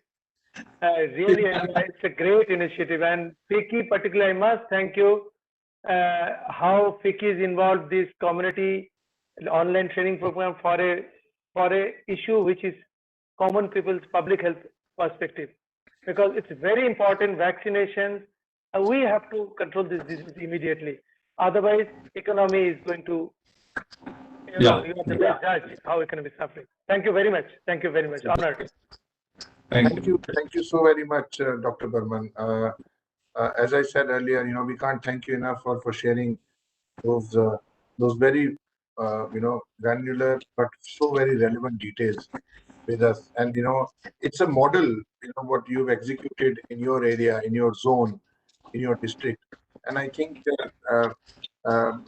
similarly, all your counterparts, your colleagues all across the country are giving their best to contain the situation, to contain the damage, and through implementing various strategies. Vaccine, as we speak, is one of the critical issues or the point of discussion. But there is a lot more which is going. Out of the 100%, I would say oxygen is a certain percent and vaccine is a certain percent. But maximum is the spread where we need to focus on, and we need to contain the spread. And I think every citizen of this country has to contribute in that direction to contain the spread and to minimize the spread and to stop the spread of this deadly virus. And then only we can see how well our administration can retrieve what has been lost, and also help people recover, either medically, even from a mental health perspective. I think all of these interventions will follow. But right now we need to really contain the spread of this deadly disease. And I think we all are in it, and we are very thankful to you for leading the way from the administration point of view. Thank you so much, Dr. Burman. Moving on, Dr. Ghosh, we have Dr. Ahmed also with us now, and he's been very kind. He's been very supportive all throughout all our OTPs, and I would like to share. As Dr. Swaroop is also here, I would just. Can you also? There is a slight echo. Yes, there is a slight echo. I would request Dr. Ahmed to please say a few words. Okay. Dr. Ahmed, Yeah. Yeah, Rubab, am I audible? Yeah. Am I audible? Okay. Thank you, Rubab, for giving me opportunity. And I was listening the remarks of Professor Chandan Ghosh and Dr. Burman, which were quite relevant. The points mentioned by them are very important for the the reason what was mentioned about the use of excessive use of oxygen and how do we break the chain of this second wave. It's very important. I tell you, it is only the testing and getting the cases of positive cases which is going to help us. What Kerala is doing, and even Maharashtra and some states, but Kerala and Maharashtra doing is that the number of tests is going to be in a large scale. With the result, the positive cases and their contacts are traced. They are advised isolation, quarantine, and the people who require the treatment in hospitals are only admitted. One more thing which they have done is stress on vaccination. In fact, what was mentioned that out of the, I was reading the application made by the government of India to the Kerala, they have said 70% of the vaccination doses they are going to give for a second dose, and only 30% will be given to the other eligible people. And they have already placed the orders worth 450 crores for Moderna, Pfizer, and other vaccines available. Similarly, massive initiative is being taken by Maharashtra for procuring vaccines globally, and they are trying their best because I'm in touch with the people of the health department in Maharashtra. They are trying their best to improve the vaccination coverage.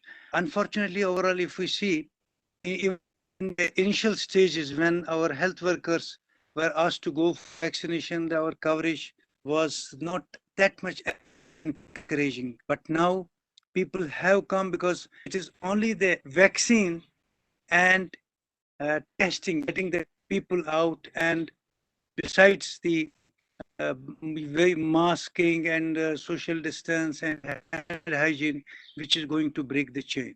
And also, I tell you, unfortunately, there has been in some of the institutions aggressive treatment. What was mentioned about the use of oxygen without humidification, a 31-year-old who died. Number of such cases have come even in the number of hospitals because of people have died due to aggressive treatment.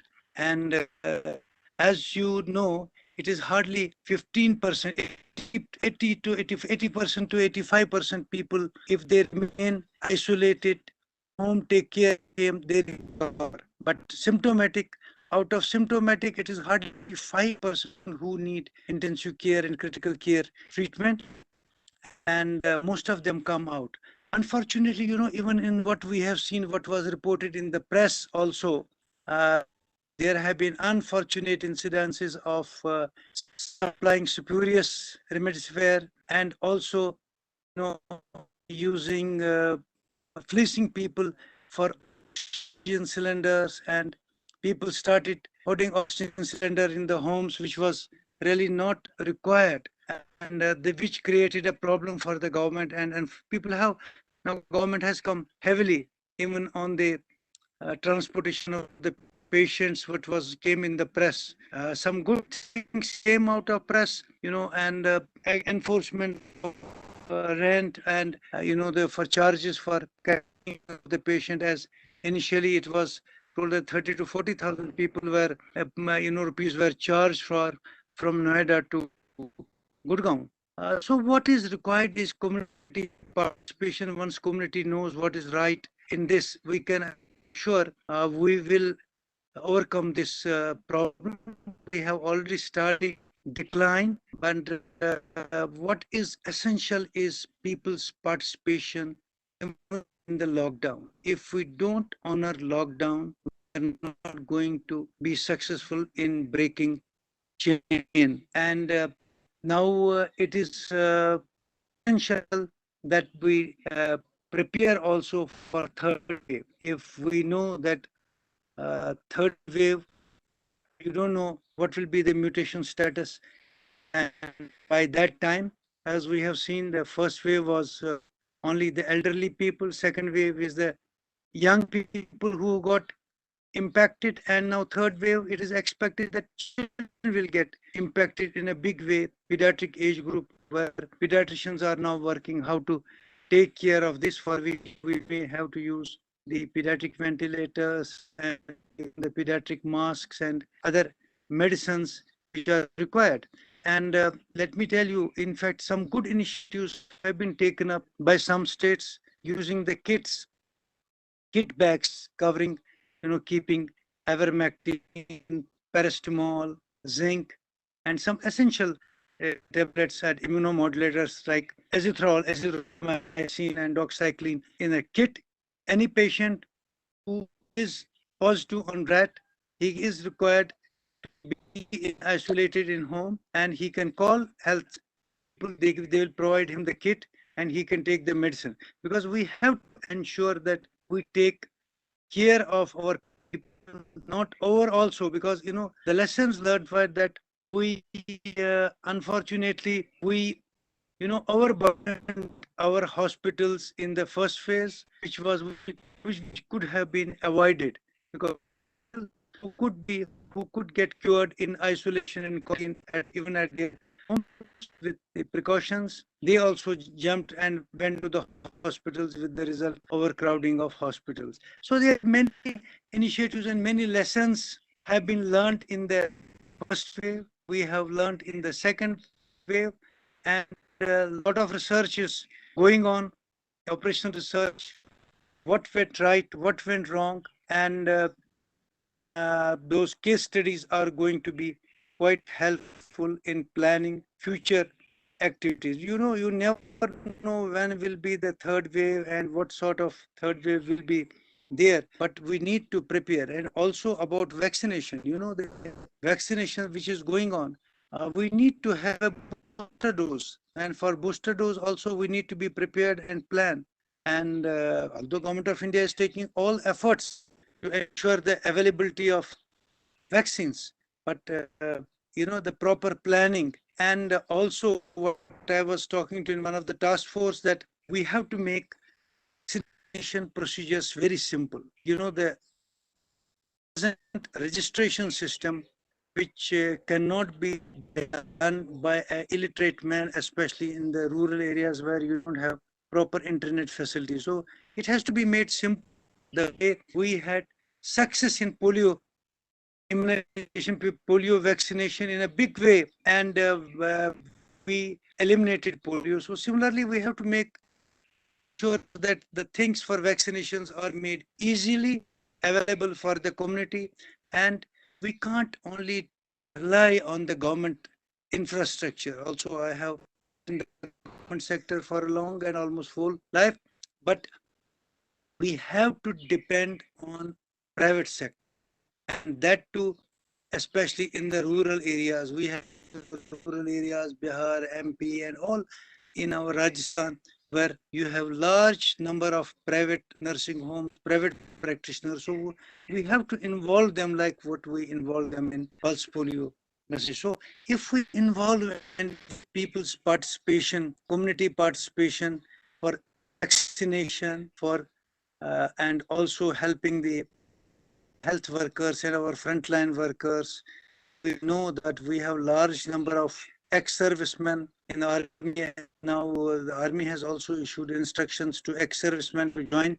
But we, right from the beginning, even in NDMA, we used to impress that district disaster management plans should have the data of all retired and ex-servicemen people, not from the army, from police, from the medical, who can be called and used. If we have the inventory and data of that, that is going to be a big force available with us. So proper planning, proper preparedness, we have the guidelines, national guidelines on biological disasters. What is required to be the proper implementation of those guidelines, which will help us country, and I'm sure will come out of this crisis with the active participation of all the stakeholders, our frontline workers, our police, our all, even some of the civil society groups, NGOs have done wonderful job. I must tell you, in the first phase, and I'm sure in the second phase also, they have been doing and they will do it. And I'm sure with the continued efforts, we will definitely reduce the mortality and help our people in our country to come out of this crisis. And Rubab, let me appreciate your efforts along with your team, and Akhil, Varun, and all other people from the CIDM board under the able leadership of General Bhardwaj, and also Professor Chandan Ghosh, General Bindal, and their team. You see, it is the CIDM board and NIDM which have come together and organized number of webinars on very important topics, subjects, and in developing the capacity of large number of people from various sectors. Unless and until we bring the capacity and develop capacity, whether it is the capacity development in the knowledge or the capacity development in the skills, we are talking about the shortage of ventilators. In many institutions, large number of ventilators have been pushed, but unfortunately ventilators could not be used because people were not knowing how to use it. So we have to develop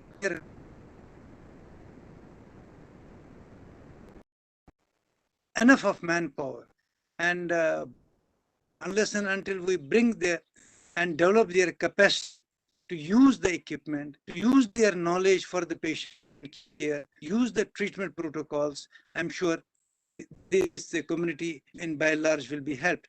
So again, thank you, Rubab. And I'm sure with your continued efforts and enthusiasm which you are showing along with Professor Chandan Ghosh in organizing such webinars, such training courses where large number of people, participants have joined, and which has been quite helpful.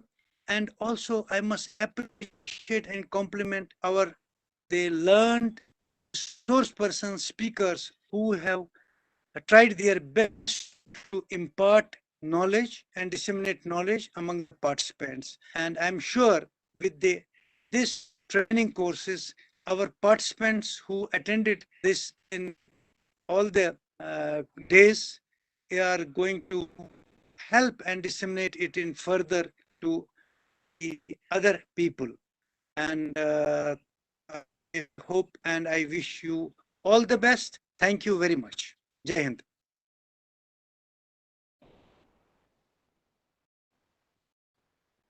Thank you so much, Dr. Hamad, for sharing that. I think for not only your experience and of course your knowledge on the subject, but I think you've summed it up so very well from a medical practitioner point of view. Your most decorated career, you're one of the leading doctors this country has ever produced. I think your opinion has a lot of weight, and it instills a lot of confidence in across all the audience. Almost over 300 and above right now with us. That how as a country we are you're handling this crisis, and what we all need to do collectively to really come out of this together, because we are together in this, and we'll come out together as well. And Dr. Ahmed, I think you also pointed out the contribution made by some eminent speakers during the course of last 3 days. And I must also confess that a lot of this connection and getting them on board, the efforts were of Dr. Chandan Ghosh and of course Menak from our team, who was involved 24/7 rather over across the last weekend, and equal efforts by Akhil and Varun from FICCI, and in fact even the NIDM team who worked hard to put this together in this small span of time. We did not expect that this OTP would be such a hit. Importantly, we've been approached in last 24 hours by central government agencies to really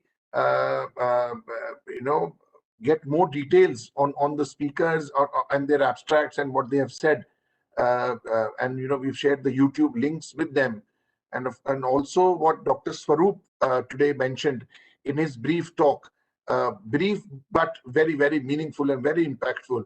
And I hope he agrees if I share his details with the central government agencies, a couple of them who have approached us, and they want to be in touch with you while they are preparing some guidelines for for various aspects which are related to the COVID-19 response. So I don't know if my voice is reaching Dr. Swaroop, but we would get in touch with you offline, and I'll request Dr. Ghosh to put us in touch. Or in fact, if he can have a word with Mr. Swaroop, we can share his email ID and mobile number with the agency which is wanting to get in touch with him. So that is the top-notch quality with what we could, and then the feedback, the immediate feedback we are getting from our participants. I think it has flooded our chat window and our the comment section with they are saying that this was not only timely, but the message which came from the speakers went beyond just the supply chain management. They had a lot of good quality information on the second wave overall, and of course some fundamentals of the problem we are facing right now. They were also shared by our experts. And what Dr. Ahmed also mentioned, the idea now, the problem has gone into the villages where the masses exist. And the sorry situation is, although we are improving, the situation is improving in the cities, but when it touches the rural part of our country, it will hit us even harder, because the migrants, the labor, the farmers who are there, the focus over the past few days on oxygen and medicines in the urban cities was the top priority. The focus was on the urban cities, but now the focus has to be divided and has to shift to rural area where basic medicines are also becoming a problem. And I think all of this is a logistic and supply chain management issue. Another issue I would just, as an example, want to touch upon before I hand over to Dr. Ghosh. There was a news article today from an article from Himachal Pradesh, which is the beautiful serene mountainous regions of Kullu and Manali, which is also known to grow the most amount of exotic vegetables in the country. They're the best quality, which are even of export quality. The farmers are really not because of the problem of COVID, that is definitely there, but the supply chain issues have reached to a level because of the restaurants and hotels shutting down across the country, and the markets, the logistics being an issue. The product which they were selling into the mandis for 70-80 rupees a kg was being sold at 5 rupees a kg. So just because of those, and they understand that this is a temporary thing, but the shortest time this challenge remains, the better it is for them, because if it goes on for a longer time, we'll probably we'll lose some a very promising sector of exotic vegetables, which has a huge export potential also. So why I mentioned this, because this is from the grassroots, an example from the grassroots, and we also have a lot of significant examples from the urban part of our country of oxygen and medicines and all and whatnot. So it is a time where we really all our best efforts and might together as a country. We rest assured the government is doing the best it can, and as the citizens of this country, we have our own contribution. We can definitely contribute, not only in cash or kind to these foundations or PM care funds, but also by behaving a certain way, by behaving in a COVID appropriate manner. I think that is also a huge contribution which can go from all across all age levels from all our citizens in the country. On that note, I would just request Professor Chandan Ghosh to deliver Yeah. the vote of thanks, and before we can Yeah. wind up the session today. Thank you, Ruvat, for being all along this program. And at the end, although we are overshooting the time every day, but it doesn't mean that we are just exaggerating the things. But 2-3 points that I want to flag at this moment to the audience and to the things that first wave came, elderly people got affected. Second wave targeted to middle-aged people. And third wave, we are contemplating that maybe children. And so how does a tiny virus can identify the age group in this manner and targeting financial city, then capital city, IT hub, and then now to the villages? This is now a lot of newspaper articles, columns, and interviews are coming up. And whether it is simply just infested into our society or into our lot of things that we have to look into this thing, investigate at our individual level and also global level. The second thing is, as far as in Delhi, we knew that there are some seroculture survey done. Seroculture survey, 5th time they did, and they started 6 months back. 5th time they did in February. 6th time they were doing in 10th of April. And seroculture survey says that more than 60% of the people living in Delhi, based on those test results, that they have developed herd immunity. Now with the second wave, which is a master stroke that has given very hard to our country, stroke that has given very hard to our country, that that culture survey report, as well as a decision, as well as the report that we have got, more than 60% people got herd immunity. So by what account this herd immunity lost by itself? This study report based on real survey done in Delhi, where that herd immunity part lost its sharpness to the heat made by the so-called second wave to us. So that we do not know, we have to contemplate on this. Third word is, there is one R0 factor. It means it gives that when an infected person, if it is infected through contact or through whatever way, that how many times it has got the virulence to infect others. Well, in the first wave, R0 factor was 6, 7, something like that. Now it is saying that in most of the cases it is a 2.2 to 3, but there are many other viruses which has got this kind of infection capacity more than 12, 13. In my background presentation, I got certain such data. But now with the spread of second wave, which we have given second wave, forgetting its origin that started from that city, now we are flooded with new terms just to forget the melodies that brought into our mindset, into our data set. Melodies in the sense of data, in the sense of studies and report and research paper coming out every second, every moment, every day. And that all these new things that we are being bombarded upon, rather, where that herd immunity is going on, where that R0 factor is playing a role over here. So contact tracing and other things, and the way that it is spreading to the community through, it has become airborne, And some recent research paper it is saying that it is now able to combine this mRNA. Well, most of the American vaccine, they are on mRNA. But now one of the recent paper came in Science magazine that this RNA, which is this virus, it is able to make a friendship with the DNA in our body.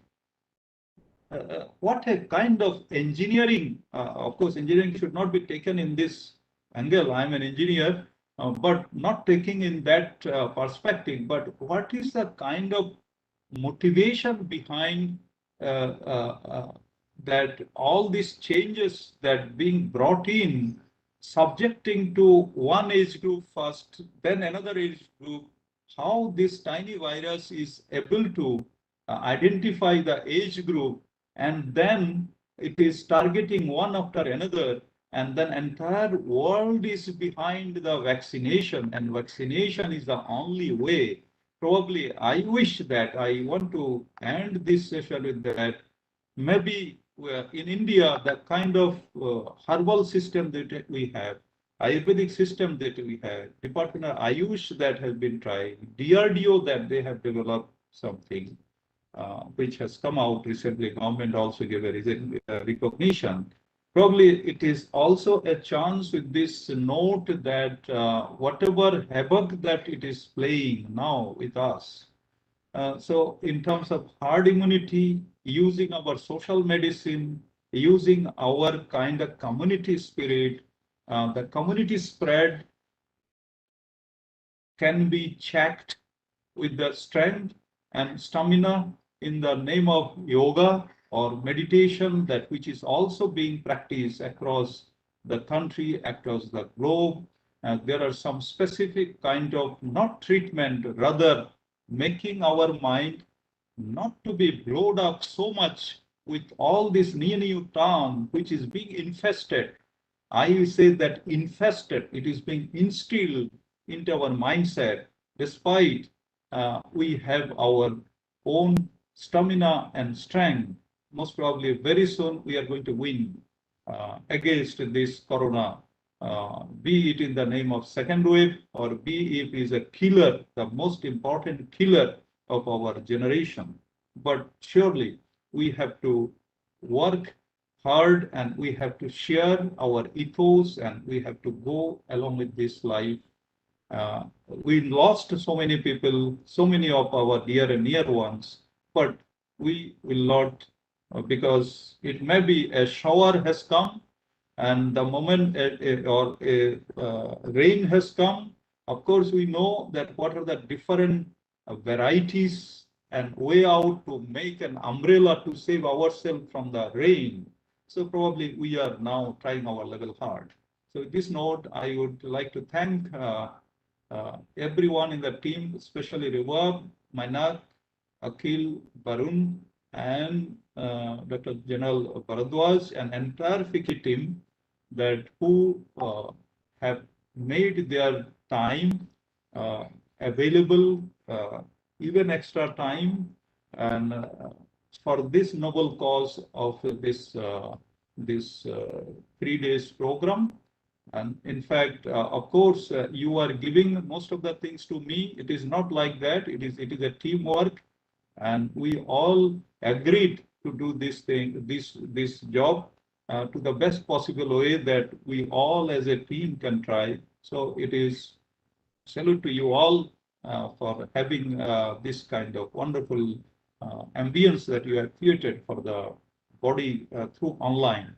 And also in NIDM, that Balaji I mentioned yesterday also, that who is giving a very silent service to create this opportunity. And in fact, I would like to mention to all our participants, which I have put up in the chat box also, within few days of time, all your database, whatever feedback you are giving, your presence, it will be taken out, and then e-certificate will be given to you with your registered email. A link will be sent there. You can download.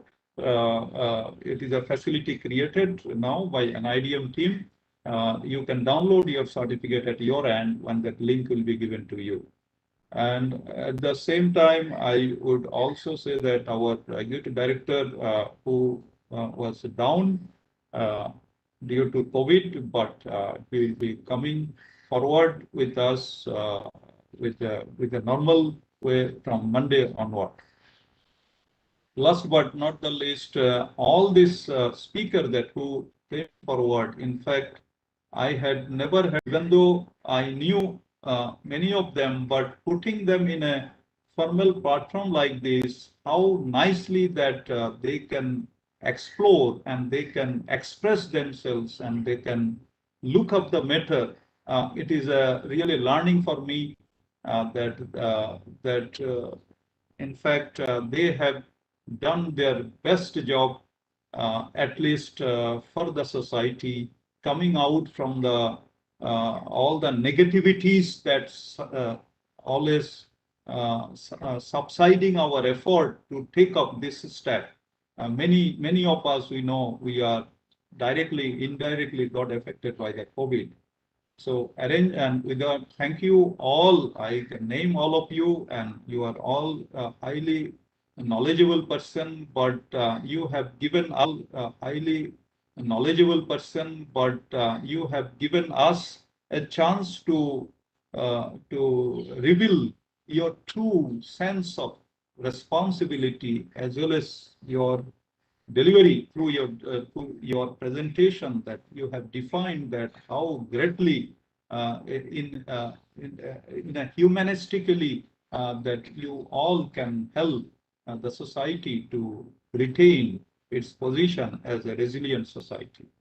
So and also I would say that the most important things which we miss in these days of online is silently that this YouTube or Google or even WebEx systems that which are made available to us with a little without even any payment, like whatever we are recording even just now, it is all being flooded to YouTube, for which we don't pay a single penny. So I think making this all kinds of things throughout the world and accommodating terabytes of data every second and making a seamless communication in this manner is no doubt meritorious services that came up in this age of COVID in the form of online. So our heartfelt thanks to them also in disguise. Thank you. Thank you, Dr. Ghosh. Thank you for leading from the front, in organizing this OTP successfully. I should say now, we have successfully completed yet another online training program, both FICCI and NIDM, and I think it's a proud moment that we could deliver effectively what we had set out. What we were set out for, what we had planned. And I think in this particular OTP, I think we've delivered more than the expectations, and which I think, as I said, is raising the bar every time we come together. And this is all because of the leadership, but also Dr. Ahmed mentioned that, you have been very dynamic. And I remember General Bharadwaj always makes sure he mentions this, that, we missed you for a year when you were with IIT Jammu. But now that you are back, you're back with a bang, and we love working with you. We love working with NIDM. We love General M.K. Bindal's leadership, and I really hope and wish and pray, we all together pray that he would be fully recovered very soon, and from next Monday, perhaps the next OTP when we'll organize, we'll have him as our guest, during the inaugural session. Please convey our best wishes and regards to him. I will also, message him my best wishes. But please convey regards on behalf of the entire FICCI Presidium and the CIDM board. We wish him the best and best of health. And I think on that note, we were going with such a brilliant flow, but then every good thing, as they say, has to come to an end. And I just saw a message which came. Bob, can I step in just a Yeah, please. So this is regarding the certificate and the feedback form. So so we'll be sending a notification, an email notification to all the participants within next 7 to 10 days, and all the details on how to fill the feedback form and how to download the certificate will be sent along with it. So we request the participants to wait patiently for next 7 to 10 days, and we'll be sending out emails to all the registered participants. And the entire details will be there, and they'll be able to fill in the feedback form on the training portal of NIDM and download the certificate from the training portal itself. Fantastic. I think that answers a lot of questions which are there in the minds of our participants. Please wait patiently. Where you registered, as Akhil mentioned, on the training portal of NIDM, that's where you will download your e-certificate as well for this particular OTP. And we also encourage you and request you to please share your feedback, because that's what helps us improve, and that is what helps us also to get the necessary encouragement, to that we should continue delivering what we are doing, because I think it is because we are as good and as successful as the participants we get. So and then over 300 is a huge achievement for us, but we would like to reach out. So all you 300 participants, we consider you not only a participant but as ambassadors of this online training program. Why Chandan Ghosh Sahab always wants to share the YouTube link, so that you can further share it with your colleagues, your friends, your families. Because what we shared in last 3 days is not only relevant for your professional career, but even in your personal life, that has a lot of relevance. So share it. I mean, it's not a WhatsApp message. It is we are pushing it for you to share it, so that more this knowledge can spread more, can help more people. What we have gathered in last 3 days. So that is the ultimate agenda. You are our ambassadors. We will keep organizing such online training programs, both FICCI and NIDM together. Spread the word. Whenever you register, ask others to also register. You know the quality we deliver, because we want it to reach out to the maximum number of people, not only nationally, but regionally also in our neighboring countries, and maybe beyond that also. So, is there any final comment from our speakers, Dr. Swaroop or Dr. Burman, Dr. Ahmed, Akhil, if you would like to add something? Yeah, one thing I could see that in this our online, like some of the participants, like in case of like they are only allowed to give, in a chat box only. If someone of them, if they want to, especially during this close-up session, wants to say something, at least we can see them. Then maybe next program onward, they can put some kind of symbolic thing that I want to say something. Where we can identify them, then we can bring them into the panel, and then they can share. Then it may so be. what we can do is, sir, from next time onwards, we'll keep a window to get questions from to invite questions from our participants, and whatever we can we get those questions, and we can review those questions, and whatever in the last we can accommodate, we will elevate them to to their status to a panelist, and we can have them speak live during this. I think that's a very good idea. I think we can do that. Probably it adds to some sort of responsibilities that I have, but we will take that as a suggestion, and we like to do that. I think that's a good platform for our distinguished participants to also.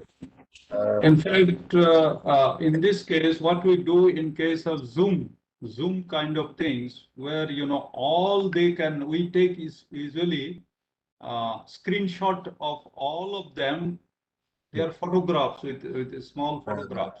Here, participants, they are not in a position to show their faces. So that is very interesting.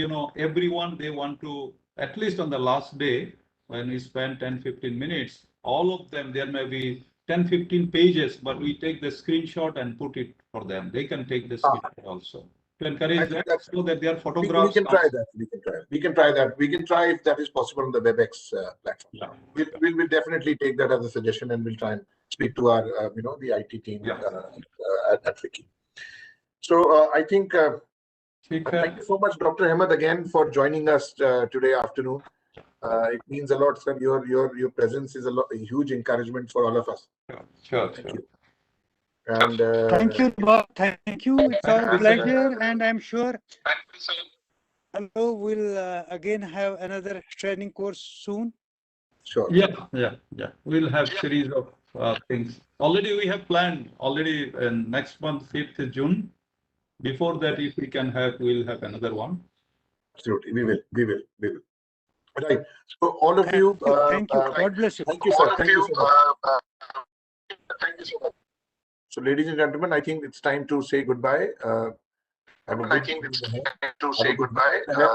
Stay safe. Stay at home. Stay healthy. Take care of your near and dear ones. We all need each other in these difficult times. Don't reach out only when someone asks for help.